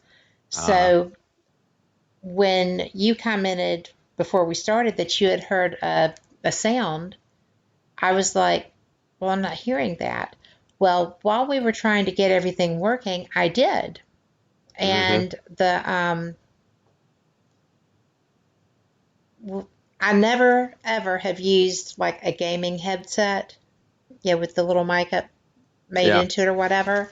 And that's what I'm using tonight because I am on the road and this is not my home computer base. But thank goodness, and I don't know, well, I do know why, because I get things that happen like that and I always go, I don't know why that happened, but because I knew that it would. I had tossed this little gaming headset into my computer bag, the one that I travel with. Well, you see, the spirits were helping you because they were helping me. They told you to do that.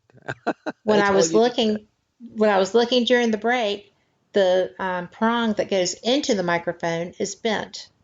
There you go. So it must have happened during the travels. But actually, I was interviewed on Friday and I used it and it worked well. So I obviously did something to it, but didn't know it.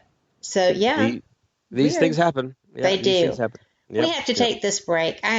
I'm sorry, but we were going to come back. We have other things that we want to talk about too. But yes, isn't that strange? But no, just no angry spirits here that I'm aware of. I'm going to try to keep it that way too. So we will be right back. Y'all come back too. You are listening to WBHM Digital Broadcasting, Birmingham, Alabama.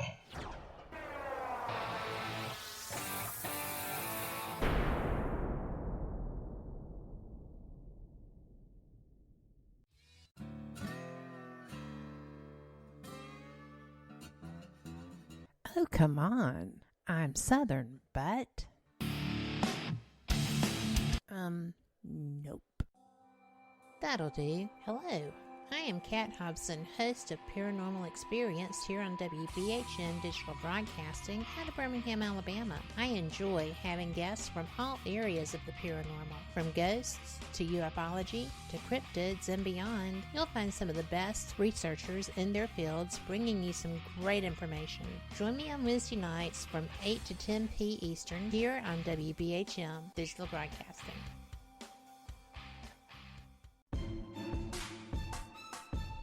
You are listening to WBHM Digital Broadcasting, the best in paranormal talk, only on Paranormal Experience Radio. Broadcasting live out of Birmingham, Alabama. Since 1948, Fate magazine has brought you reports of the strange and unknown, all of them true. Fate Radio is carrying on that tradition, bringing you the unusual, macabre, strange, and bizarre. Join host Kat Hobson Sunday nights from 8 to 10 p.m. Eastern on WBHM Digital Broadcasting.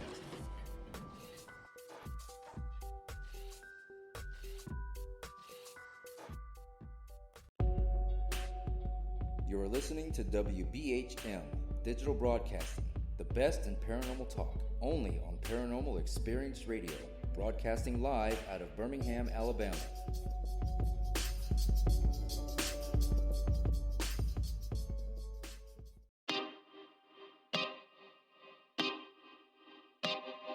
This is Jason Bland, host of Midwest Paranormal Presents Paranormal Soup, where we stream live as a webcast every Sunday night, 11 p.m. to 2 a.m. Eastern, with guests who will blow your mind. Live ghost box sessions where you can call into the show to see if the spirits will talk to you, and the world wide web of weird with the latest in paranormal news and evidence.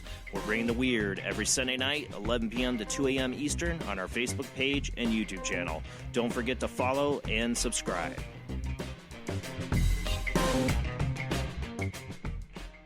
Thank you for listening to WBHM Digital Broadcasting out of Birmingham, Alabama. The time is 23 minutes after the hour.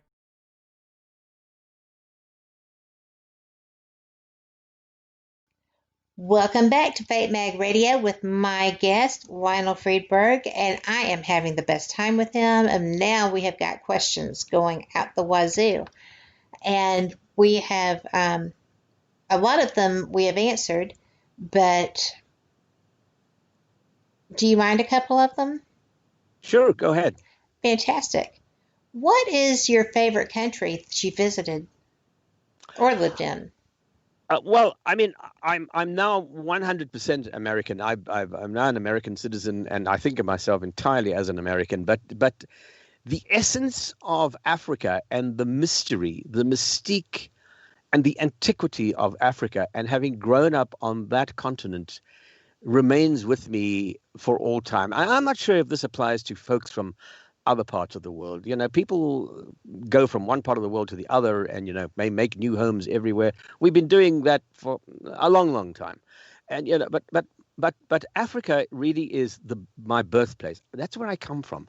It's a continent that defined me. And some of the most extraordinary experiences that I've ever had in my life took place there. And the essence of that continent and its antiquity, its the ancient nature of Africa and its extraordinary versatility, variety, is what courses through my veins. And that's part of why I called my book Forever in My Veins. Yes. But there's a double meaning to that title, because what also lies in my veins is a quest to find the truth. You've got to keep searching. You've got to keep finding out. You've got to keep going from horizon to horizon. You never get to the end. It is a constant adventure. And the other thing is that what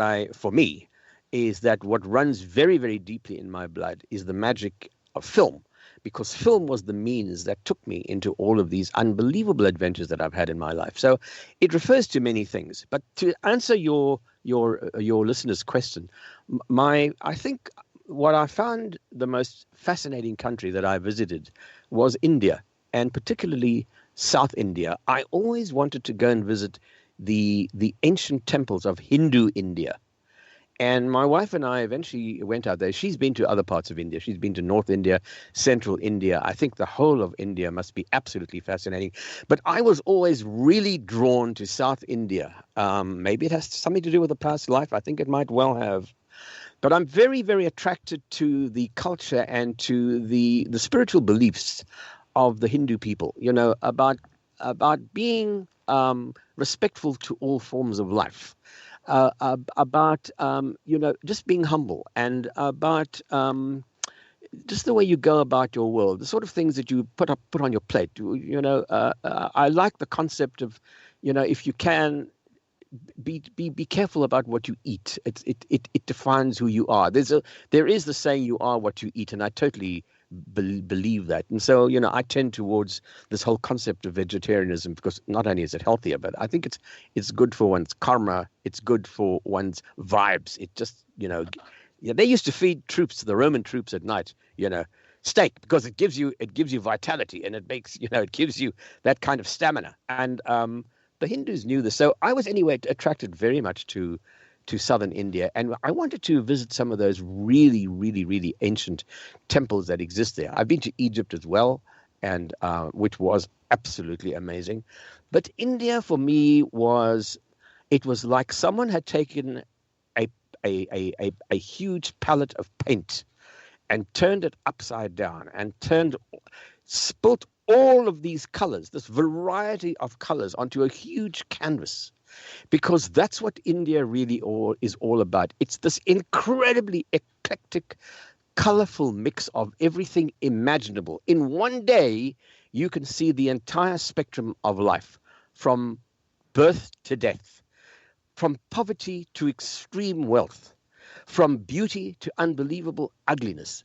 And I love the music, and I love their culture. I think that the dance and that the music of southern India has within it and something that really resonates with me very, very deeply. I love the sound of gongs and bells and silence, the smell of incense, the fact that people go into a humble home where they don't have very much, but there is always a little lamp burning to show that there is light in the world. I love all that stuff. And India, love that. And that's what India for me was all about. In one day, you see it all. It is an amazing place. And the people are just fabulous. They're absolutely wonderful folks. I mean, I don't know about the rest of the country. I'm quite sure it must be very much like the South. But I had the time of my life. We were there for over a month. We rented a car, my wife and I, and we drove everywhere. And part of the journey was broken up where we took a train. I always wanted to experience an Indian train. And I've heard all these horror stories about going by rail in India. Well, I wanted to experience that, the crowds, the chaos. And yes, It was amazing. It was just wonderful. I loved every minute of it. So the journey was broken up by this wonderful rail journey. And then we had another car, a different driver. And, every day the driver would go out and pick some flowers and buy a fruit, a lemon or a lime or some whatever local fruit, and tie it to the grill of the car or to the rear view mirror, because that would bring freshness, that would bring energy, that would bring the essence of nature into the car. I love that kind of concept. It was just marvelous. I love that place. Well, it's a beautiful description, because now I want to go. So, and I actually have some Buddhist priests that I'm familiar with. I haven't seen them in a little while, who came out of Tibet and ran to India, and one of them is now here teaching Buddhist cultures at a university.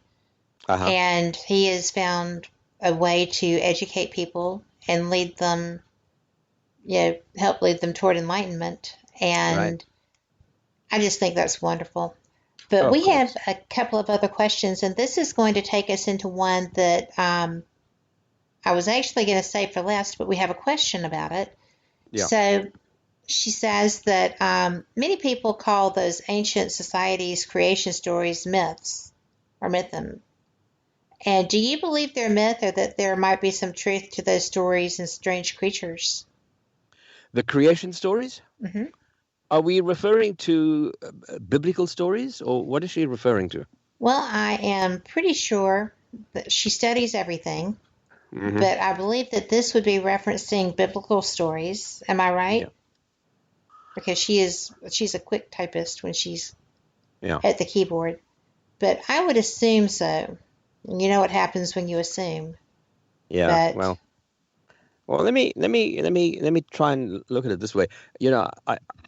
I wrote the show, Who Wrote the Bible, because I was supervising producer of a series of shows which ran for 4 seasons. I was on the series, Who Wrote the Bible. We told lots of biblical stories from the Old Testament and the New Testament. One day we were having a story conference at the production company here in LA and on the line to the network in Washington.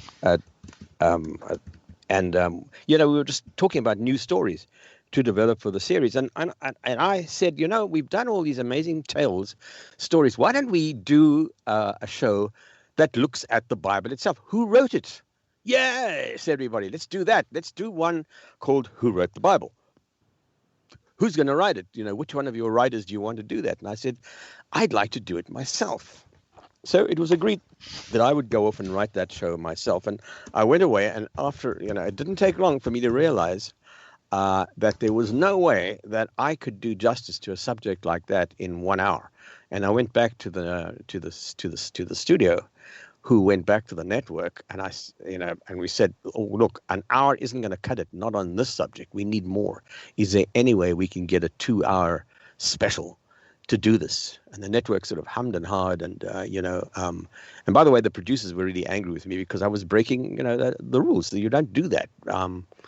But they requested it from the network, and the network eventually came back with the answer where they were really understanding and very kind, and they said, sure, okay, let's do that as a special, as a 2-hour special. Go and do it. So off I go, and, well, would you believe, it didn't take me long to realize that even 2 hours was not going to get me close to even scratching the surface of that story. And I went back to the studio, and I thought that I was going to get fired. I really did. They looked at me and they said, "Oh no, not again." And I said, "Yeah." I said, "Can we get another hour out of this?" And the executive, I thought he was going to throttle me, and he said, "Well, let me check it out with the network," which he did. And would you believe the network agreed? And so they agreed to do it as a Sunday afternoon special, a 3-hour special called Who Wrote the Bible. And so I went away and I wrote this show, and it was a really, very tough job to do because there's no way that one can really do justice to a subject as enormous as that. How many books are there in the Bible? 48 or whatever it is. It's incredible. And, where did they all come from, and who wrote what and when and where? When you get to the New Testament, there's almost a paper trail that you can kind of follow. The Gospels, you can sort of follow it. The Old Testament gets a little more difficult because where are the records? Who kept what? Where do they come from? But when you get to the first 5 books of the Bible, Genesis, Exodus, Leviticus, Numbers, and Deuteronomy, the Torah, yeah, those are tough to do because there really there's no evidence. There's nothing that you can go to as your source material other than what we have. And of course, when one looks at the Bible, you've got to realize that it's been translated so many times over so many centuries, and it all began originally as Hebrew and was then translated into Aramaic, and it then became Greek, and then it became Latin, and then it became Old English, and then it became this kind of English, and now you've got modern English. How much do you lose on the way through all these translations? Well, you lose a lot. And not only that, but there were many books of the Bible that were removed once it was finally decided which books finally went into the Bible at the Council of Nicaea. And a lot of books were thrown out, like the book of Enoch. Yes. And, I tell you, for folks who are interested in UFOs and extraterrestrials and aliens and whatever else, the book of Enoch is full of stories that are straight up their alley, Absolutely. It's what started Eric von Daniken on his path. Yeah, I mean, it's about intergalactic warfare. It's about, wars between species from different planets. You go to Angkor Wat in Cambodia, that amazing temple in the jungle. Oh, it's beautiful. And that's where we get the whole idea of vimanas, these flying craft that are part of all of those stories that are carved into the walls of this amazing temple.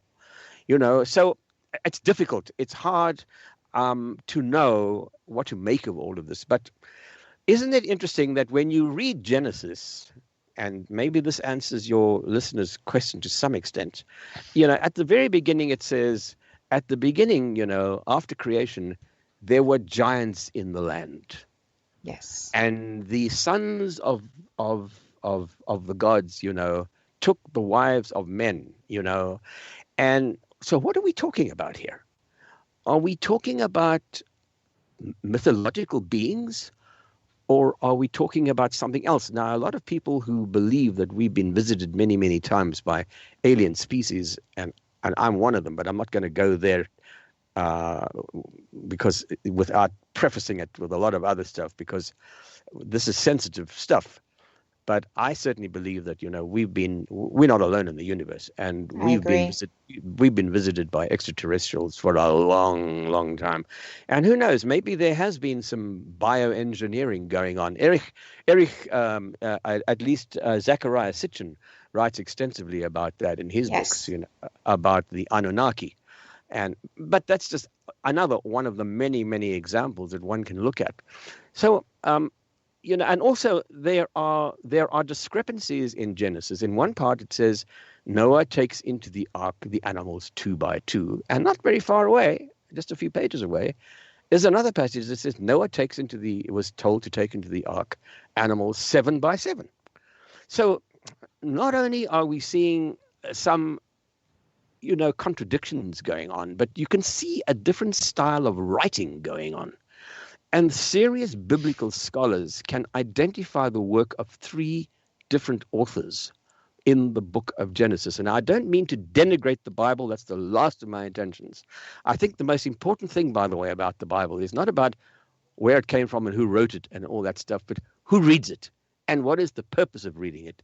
And if the Bible teaches one humility, and if the Bible teaches one to be decent to your neighbor and to love your neighbor, and to be tolerant of others, and to be respectful, that's really what it's all about.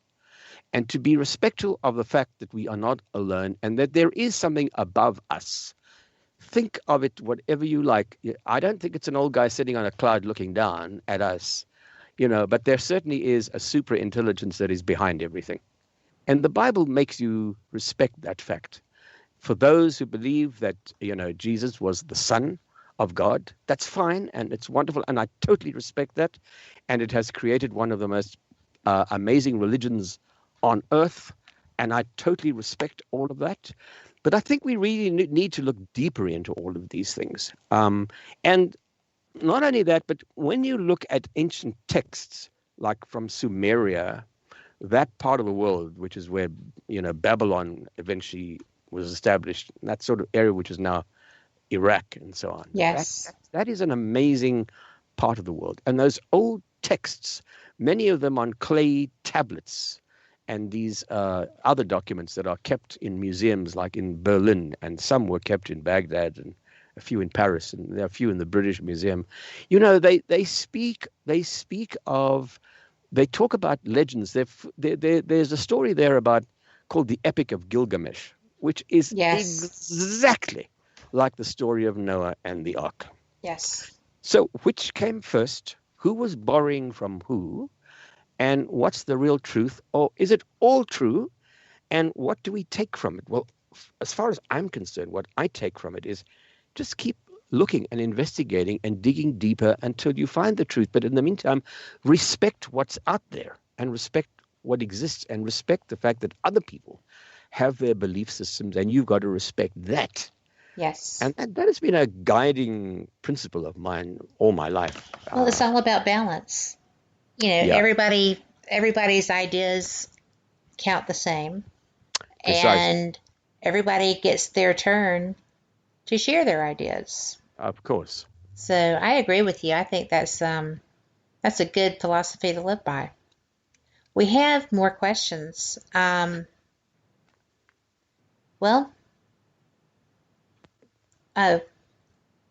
Something about reptilians. Let me find it.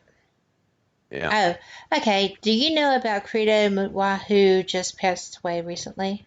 Of course, absolutely. Credo Mutwa was probably one of the most famous, internationally known sangomas in South Africa. Yes, he was unfortunately grossly overweight towards the end of his life, and he suffered from diabetes really, really badly towards the end of his life, and he died not very long ago, I think about a year ago. But Creda Mutwa has written extensively about Zulu legends and Zulu history. His first book was called Indaba, My Children. Indaba is a Zulu word that means let's meet, having a meeting, let's get together and talk about stuff. So his first book was called Indaba, My Children. And if anyone's interested in any of that really ancient African stuff, try and find a copy of Indaba, My Children by Creda Mutwa. It's like 1,000 pages. This guy wrote that. He's written many other books as well, but he was an extraordinary man. I never had the opportunity of meeting him, but everyone knew who Creda Mutwa was.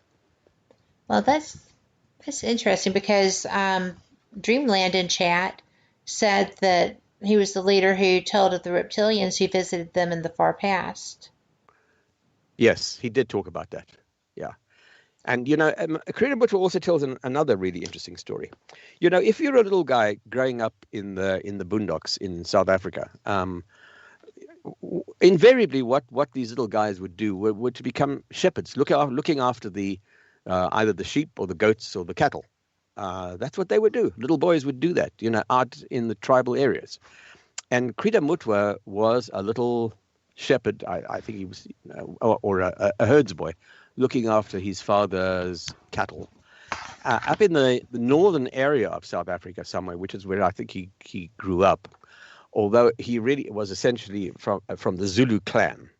And a very proud one at that. And by the way, the Zulu people are an amazing people with an amazing history. They had an empire. They had a leader by the name of Shaka who ruled huge tracts of territory in Africa because they were so powerful. He was like the African version of Roman legions and the Roman armies during his time. We're talking about a couple of hundred years ago.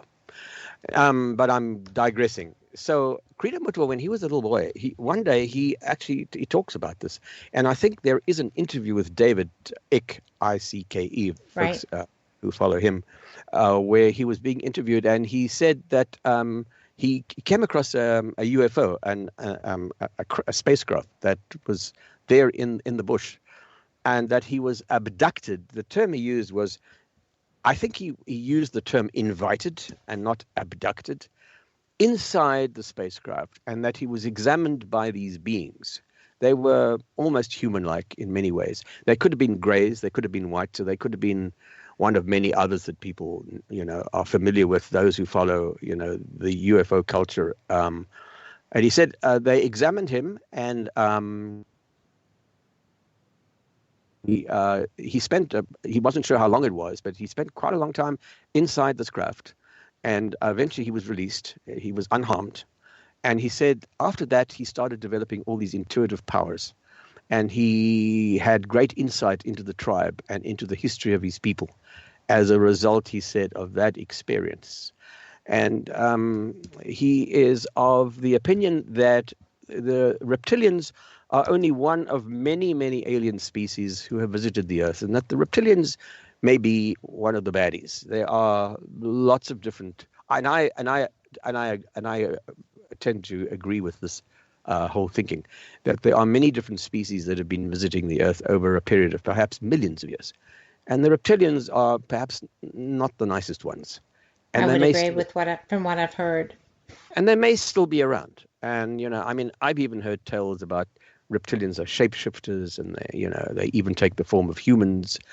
Do I have proof of that? No, I do not. But I certainly will listen to all of this stuff. I love going to UFO conferences, by the way. I do too. Love going. There's an event that happens once every year near Palm Springs called Contact in the Desert. Yes, I was there the last one they held. For anybody who's into any of this alternative stuff, that's the place to go. Yes, it is absolutely wonderful. How long is it, Kat? 4 or 5 days, right? Yes. Well, it's 3 days total, but I mean, as far as the speakers and lectures, 4 days. Yeah. But you go there, it's wonderful. And you hear all these amazing people who come from all over the world, the Graham Hancocks of the world, the Erich van Daniken's of the world. That's where I met him. And lots of others. They come there and they talk about these things and they explore these things.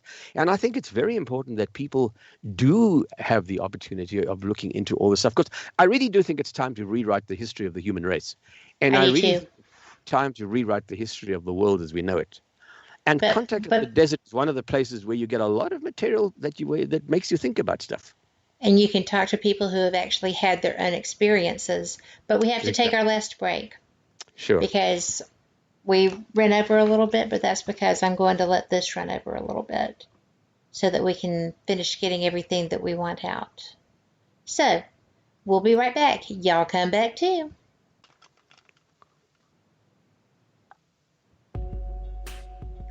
You're listening to WBHM Digital Broadcasting, the best in paranormal talk, only on Paranormal Experience Radio, broadcasting live out of Birmingham, Alabama.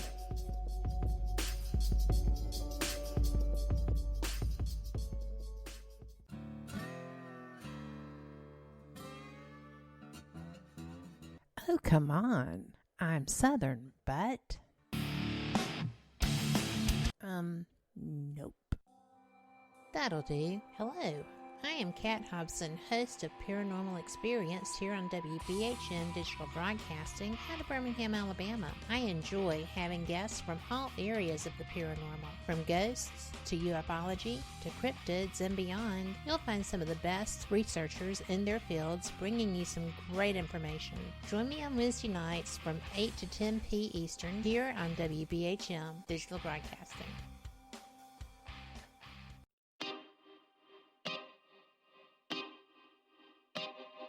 This is Jason Bland, host of Midwest Paranormal Presents Paranormal Soup, where we stream live as a webcast every Sunday night, 11 p.m. to 2 a.m. Eastern, with guests who will blow your mind. Live ghost box sessions where you can call into the show to see if the spirits will talk to you, and the World Wide Web of Weird with the latest in paranormal news and evidence.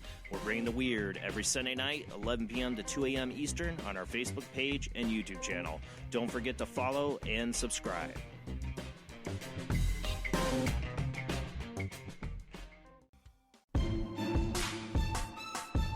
You are listening to WBHM Digital Broadcasting, the best in paranormal talk, only on Paranormal Experience Radio. Broadcasting live out of Birmingham, Alabama.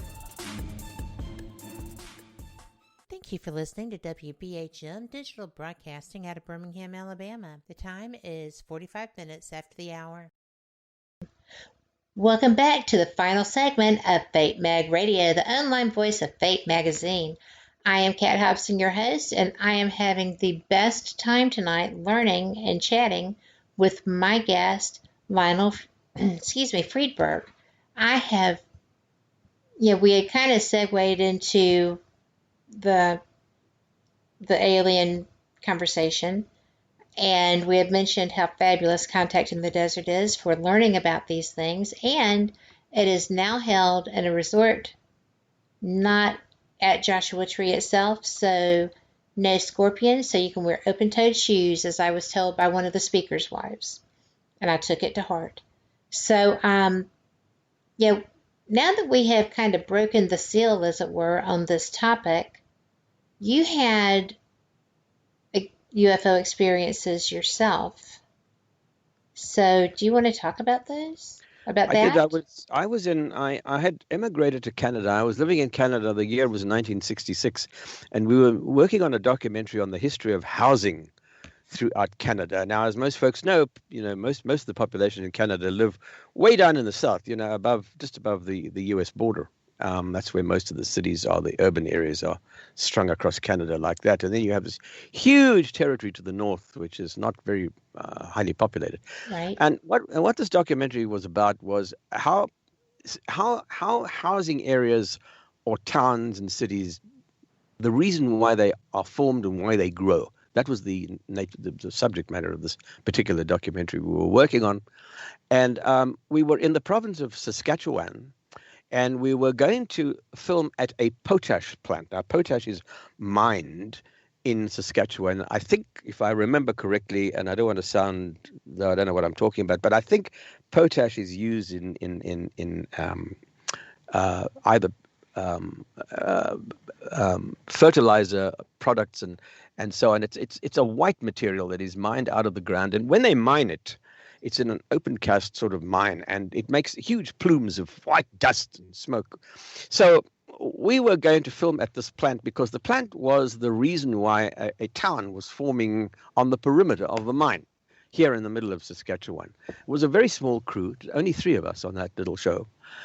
And so we stayed at a motel that night, and Saskatchewan is really flat, absolutely like a draft board, tabletop, flat. Oh, wow. Cornfields, no mountains, no valleys. It's like flat. You can drive for miles, and you don't even find a bump in the road. Amazing.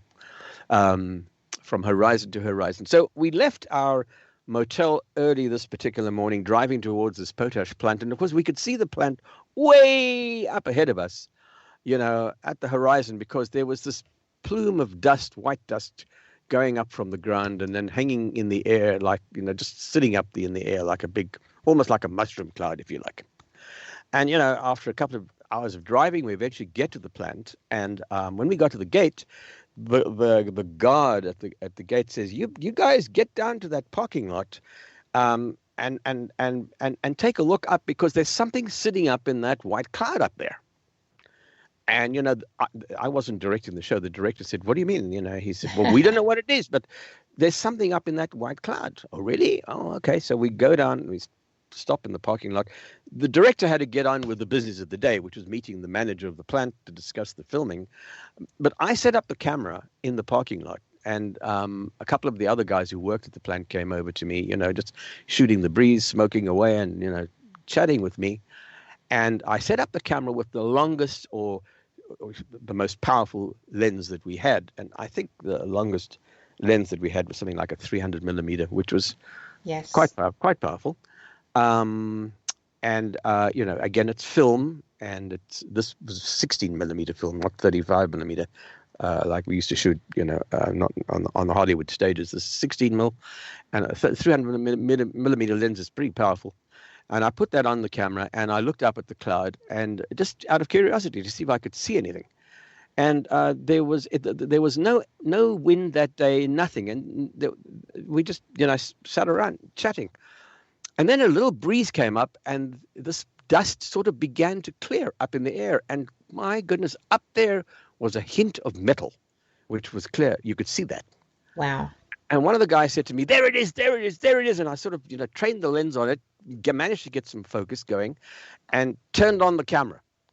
And then the breeze intensified a little bit, and that cloud cleared enough for me to see what was a large silver-like disc just sitting there. Underneath it was was what looked like a triangle, and with 3 beams like a tripod connecting that to the disc. Strange. Oh my gosh, I have never heard of a craft like that. A strange, very strange device. Now, people have often asked, well, how big was it? It was big. These were before the days of the big twin-aisle jumbo jets like the Boeing 747, but it probably was the size of that kind of aircraft. It was huge, sitting up there, not making a sound, just sitting there. Not a window to be seen, not a sign on it, nothing. Just a silver sheen. And I ran film. I must have run about 150 feet of film. That's a lot. And at the end of it, I turned off the camera. Nothing was happening, so I turned off the camera. And then the breeze came, and eventually this craft got covered up again by the white cloud. And that was it. I took the lens off, and we got on with the business of the day, which was filming at the plant. And at the end of the day, we go back to the motel, and it was my job to can up the film, to get the film out of the magazine, out of the camera, put each roll of film into a separate can, identified with a label, put a list on it, what we used to call a camera sheet, and send that back to Montreal for processing in the lab, and to await our return, which was some weeks later. And, a few weeks later, we eventually get back to Montreal, and one particular day was the day to go and look at all this footage that we'd shot across the country. A lot of boring footage about boring towns, but that's what the film was about. Just towns growing up and existing out there in the middle of nowhere, and cities and whatever else. Nothing really exciting. And at the end of sitting through a couple of hours more, I would say half a day of looking at all of these dailies, the projectionist in the back said, "What about this other roll here? This short one? Do you want me to put that on the projector as well?" And the head of the camera department said, looked at me or looked at the director, said, "What is it?" And the director said, "I don't know what that is." And I said, "That's the footage of that thing we saw in the cloud." "Oh, yeah. So the projectionist put it on and ran it, and we saw it on the screen, and it was as clear as a bell. There was this object. Now, I have to tell folks that, I don't know how many if people are familiar with the old days of using film. You either shot film, which was a negative in the camera, and then when you got your negative, you either took it into a darkroom or a lab, and then you printed that onto positive stock. So you got a negative, which is your camera original, and then you got a positive print from that. Or Kodak made a wonderful type of film called a reversal film, which was, I think the term was Kodachrome. Oh, when you when you processed the film, what came out of the lab was you could look at it. It was in its positive form already. You didn't have to print it. It was positive. It was already viewable, and that's how we used to shoot slides for slide projectors and things like that. So the problem is with using that kind of film stock, and this was our downfall as to do with this particular event, is because we only had the positive print, if you like, the camera original, which was viewable of this object. And we decided, the head of the camera department, I think it was, or somebody in the audience said, "Why don't we send that down to the States to Project Blue Book? They're doing research into stuff like this. Maybe they can identify it." And it was agreed that we would send it. And I know it was sent by some kind of courier service. I don't remember. I'm talking about a million years ago. It's 1966, remember. Right. That the woman who ran the camera department, she was responsible for sending it off to Ohio. I think it went to Wright-Patterson Air Force Base. And it was signed for. They did receive the film. And we didn't hear back. And, some more weeks went by, other projects go by, and eventually I went back one day to the camera department, and I said to her, Frankie, her name was Frankie Johnson, I said to her, "Frankie, did we ever hear back from those guys in the States about that footage of that strange thing that was in that cloud?" "Oh no, I don't think we'd heard back," she said. And I said, "Well, can we find out?" She said, "Yeah, I'll call them. I've got their number." And she looked at the time zone difference, and she said, "I can call them now." And she calls, and to her shock and dismay, she puts the phone down and she said, "They deny receiving it. They deny even knowing anything about the film. It's as though they didn't receive it. But we know that they signed for it because we have proof that it was received by them." Right. And now they're in denial that they even got the footage. So you hear so many stories about there being cover-ups about that kind of stuff. And this was a typical example of them denying, them being whoever the authorities were, that these things didn't exist. Well, that craft did exist because we filmed it. Right. And they denied having any film of it at all. So, one wonders how much of the stuff that has happened over the years has been hidden from public knowledge. It was only recently, I don't know if folks remember this, but recently there was some footage that was released to the networks by the Navy off the coast of San Diego from the USS Nimitz. There were two F-16s doing an aerial exercise over the Pacific, and they saw this UFO, and they filmed it. There's actual film that they have, not film, it's video. And it was released to the networks. It was on YouTube. It was on the television network. It was on the news. And this was not very long ago. This was maybe 6 months ago. The fact that kind of stuff is now being released to the mass media may be an indication that maybe disclosure one day is not too far away. Maybe somebody somewhere is going to say, "Listen, we have to tell folks what's really been going on." Maybe we have been visited by alien craft for a long, long time. And maybe there are even bodies that can, everyone knows the story of Roswell. And that everyone knows that, bodies were found. But of course, the Air Force and so on covered it up by saying, "Oh no, it was a weather balloon. No, there were no bodies, da-da-da-da." Well, is that the truth or not? And maybe the time is coming close now where we will be told the truth. I would hope so. hope so, because, the whole thing was that up until somebody panicked, they were very upfront and honest. We have a UFO. We have a flying disc. Right. For 12 hours. Right. The next morning, all of a sudden, it had devolved into a weather balloon.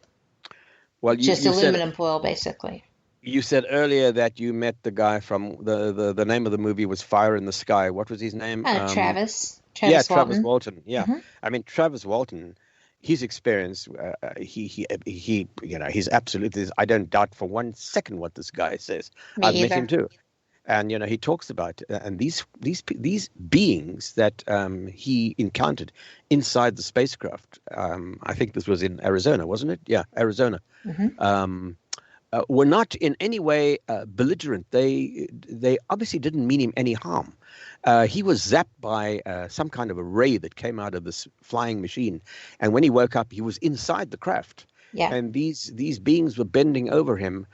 And he said they meant no harm. I think they were trying to heal me, to help me, because I probably had a heart attack from this ray, this beam, whatever it is, that zapped me. Yes. And I believe that they were trying to, to fix me.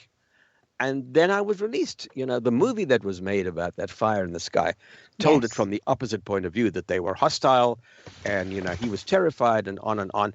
Maybe these beings really don't mean us any harm. And I think it's time that we, put out the welcome card and get to know them and tell folks what's going on. Well, I think so too. What I found interesting when, talking with Travis about that is that he's a very quiet man. Yes, as a rule. Yes. But, he felt like he had died. He felt like they had killed him, and that right. They didn't kill him, but the wash from their craft did. Yeah. And that they took him aboard simply to save him because his friends were in the truck. That's right. Where, if Travis could see them, I'm sure that the beings were aware of them as well. They didn't take them. No, of course. And but he said that when he woke up, that he was aggressive toward them, and they left rather than upset him more. Yeah. So I thought that was, and then came back presenting as more human, looking like Nordics. So. Mm-hmm. Yeah, right. But I have one last question in here for you that I want to get to, because this is the person that I had told that you were interested in biblical and ancient texts and such. Mm-hmm. But have you heard any prophecy for the coming years about anything? Yeah, I hear all sorts of stories about lots of things, as I'm sure most folks do. Anybody who's interested in alternative stuff, who go outside the box, as I do all the time. You hear a lot of things, and I'm hearing 2023 is a significant year, and that's, the end of times is nigh, and it's only 2 years away. I will listen to all of these so-called prophecies. I will listen to everybody's theories. I will not take any of them seriously unless I am absolutely satisfied that there is enough proof to satisfy me that it's not just hearsay or based on empty whatever it is that they're basing these prophecies on. So I will listen to a lot of them. But, do I think that we are now on the verge of the end of times, that the end of the world is near? No, I do not. I do not. And in fact, I think that we're probably at the beginning of a time of enlightenment, but we have to go through some degree of darkness in order to enlighten us. And maybe that's what the COVID pandemic is all about, is to push us towards the light. I think darkness is one of the forces of the universe that exists to push us towards the light, to push us towards becoming enlightened beings, to push us towards becoming more more peaceful beings. And the only way to do that is to be pushed in that direction. That's the purpose of darkness. That's the purpose of even evil, if you like. It's there not to destroy, but to push us towards an enlightened place or phase or era. And Who knows when that is going to be? But let's be open to listen to all their theories, and let's be open to listen to everybody's point of view. I don't dismiss them outright, and I certainly wouldn't be rude enough to say you're talking a lot of bunkum and junk and don't tell me this kind of stuff. I will listen to folks, but I don't swallow it all. I'm not gullible enough to believe unless there's some degree of proof. As you should be. I mean, as you should not be gullible enough. You know, right. That came out completely backwards, but I am so interested in all of your work and all of your experiences. We could go on for hours and hours, and I really look forward to hosting you on Paranormal Experienced in the near future. But when you say that darkness's purpose is to lead us forward, and you had spoke about, you know, your interview with Hitler's pilot, do you feel that Hitler served that purpose as well? No, it was that's an extent. That kind of darkness doesn't do that to you. But what it does do to the victim is to push the victim to realize that there isn't only, you know, I think it's about, there isn't only bad stuff in the world, that there's hope, that there's light at the end of the tunnel, that even though mass murder takes place, and all we have to do is look at the world headlines at any time, look at any African country or a lot of countries in the Middle East, these dreadful wars that go on, and, you know, look at what's going on in Afghanistan. Are these wars and is this violence teaching us anything other than the fact that peace is so essential that even though it may seem very, very obscure, I think no matter how dark and how awful and how terrible things may be, there is a lesson to be learnt in all of that. And somehow or another, even though we are the victims, I lost my grandparents, by the way. My father's mother was a victim of Hitler, you know. Oh my! Died in the Holocaust, and so did his family. Does that make me anti-German? Absolutely not. So maybe there's a lesson in that. You learn not to be judgmental, and no matter how horrible these things are, there is a lesson in everything that we encounter in life and in the world. And the journey, you know, is more about discovery than it is about revenge and being fearful and, you know, allowing the darkness to take control of your life. Thank you for that. And I'm sorry about your family. But that was the story of so many. You know, that's why I have no interest in ever going to Auschwitz or anywhere else of its kind, because I have a friend who is a psychic who went there and, you know, he had to be carried out on a stretcher. He couldn't cope with it. Yeah, because it was so overwhelming.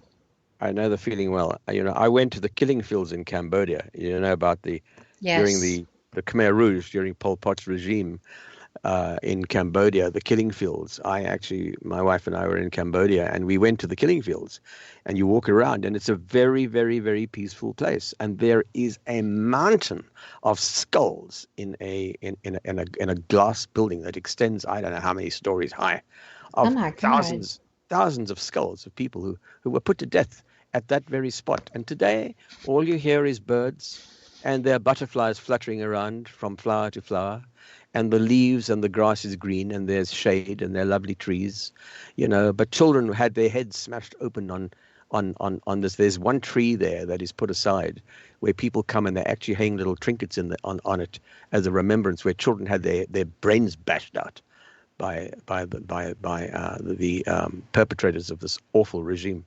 And you come away from a place like that and you really feel as though you are drained, as though you have been polluted by darkness, by badness, by evil, by energy that is, you just want to get rid of it. You want to take a shower and get rid of it. And it's true, it can affect you easily. And I don't know, I in my book, I talk about an illness that I developed and how the sangomas helped me to overcome that illness. In fact, I was even given an exorcism in a little country called Swaziland in South Africa, where a Sangoma actually regurgitated, vomited after he smelt my kidneys.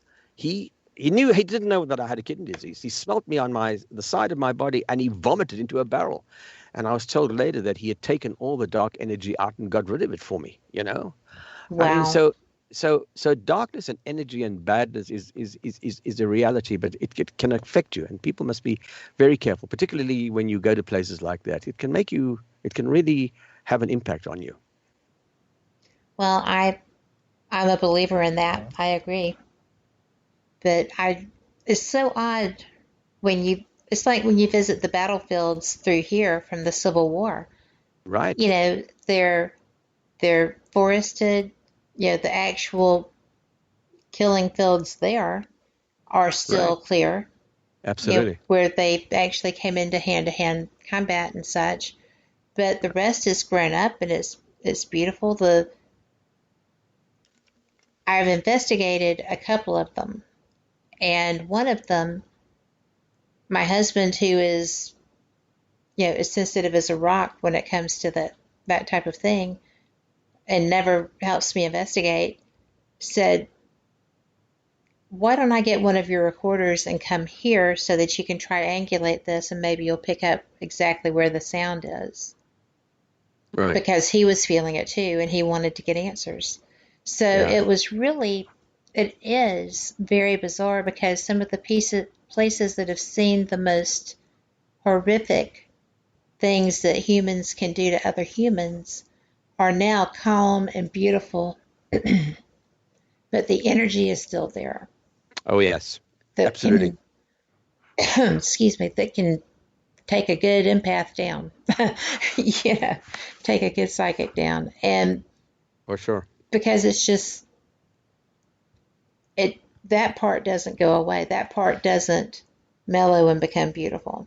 Well, everything leaves an imprint. Every single thing leaves an imprint. It's energy. Whether it's good or bad. Absolutely. Energy is as real as this desk I'm sitting at right now. It exists, and I did work at Princeton University with a guy called Robert John, who wanted to find out, what is consciousness? What is it?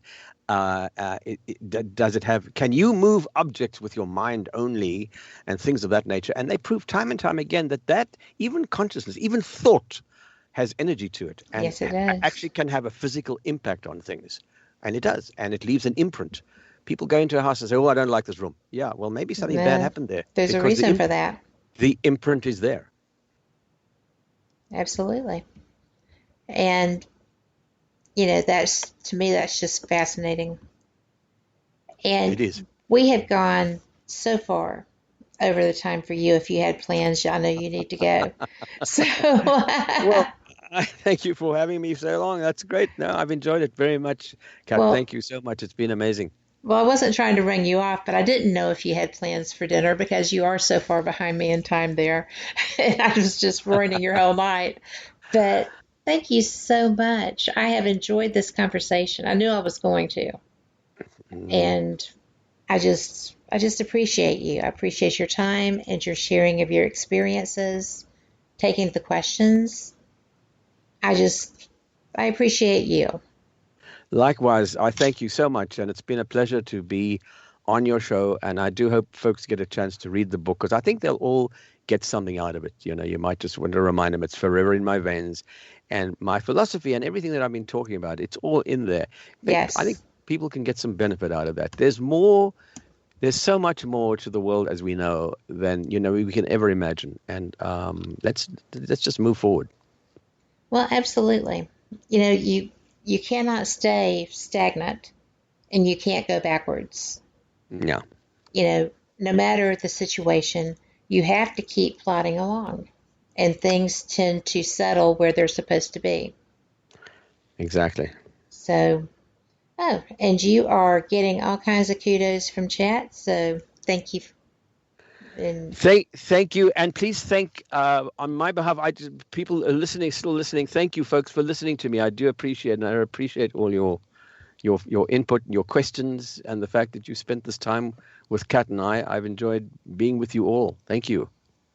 And we will catch up again. Okay, I look forward to that. Me too. All right. You take care. You take care and stay safe, huh? Thank you. You too. Okay. All right. Bye now. Goodbye. For everyone who is listening, whether you're live or through our multiple outlets for archive, I would like to know if you have experiences yourself that you would like to share. If you have anything similar to share as well. And y'all are the reason that we do these shows. I am very blessed to have this platform. I am very blessed to have the listeners that I do. And I know that every one of y'all support everything we do here at the network. I just want to make sure that tomorrow is going to be a big day. Tuesday is going to be a big day. Every day is a big day in some way, shape, form, or fashion. But if you don't like what you see, you can change that. Be the spouse that you would like to have. Be the friend you'd like to have, or the parent. And make sure when you're out and about that you are putting off positive energy. It's so easy to get taken down by somebody else's negative, and you're worth so much more than that. So just make sure that that you value yourself and that you put out what you want to see. We can change this world. I have a shirt that says it, and my good friend Corey wrote a song about it. So we can be the change. Take care. Thank you again. Find your peace place and just carry it with you. And pray for our country and for society as a whole. We are pretty good people. We need to be reminded of that sometimes. Thanks again. See you next week. Same cat time, same cat channel. Good night.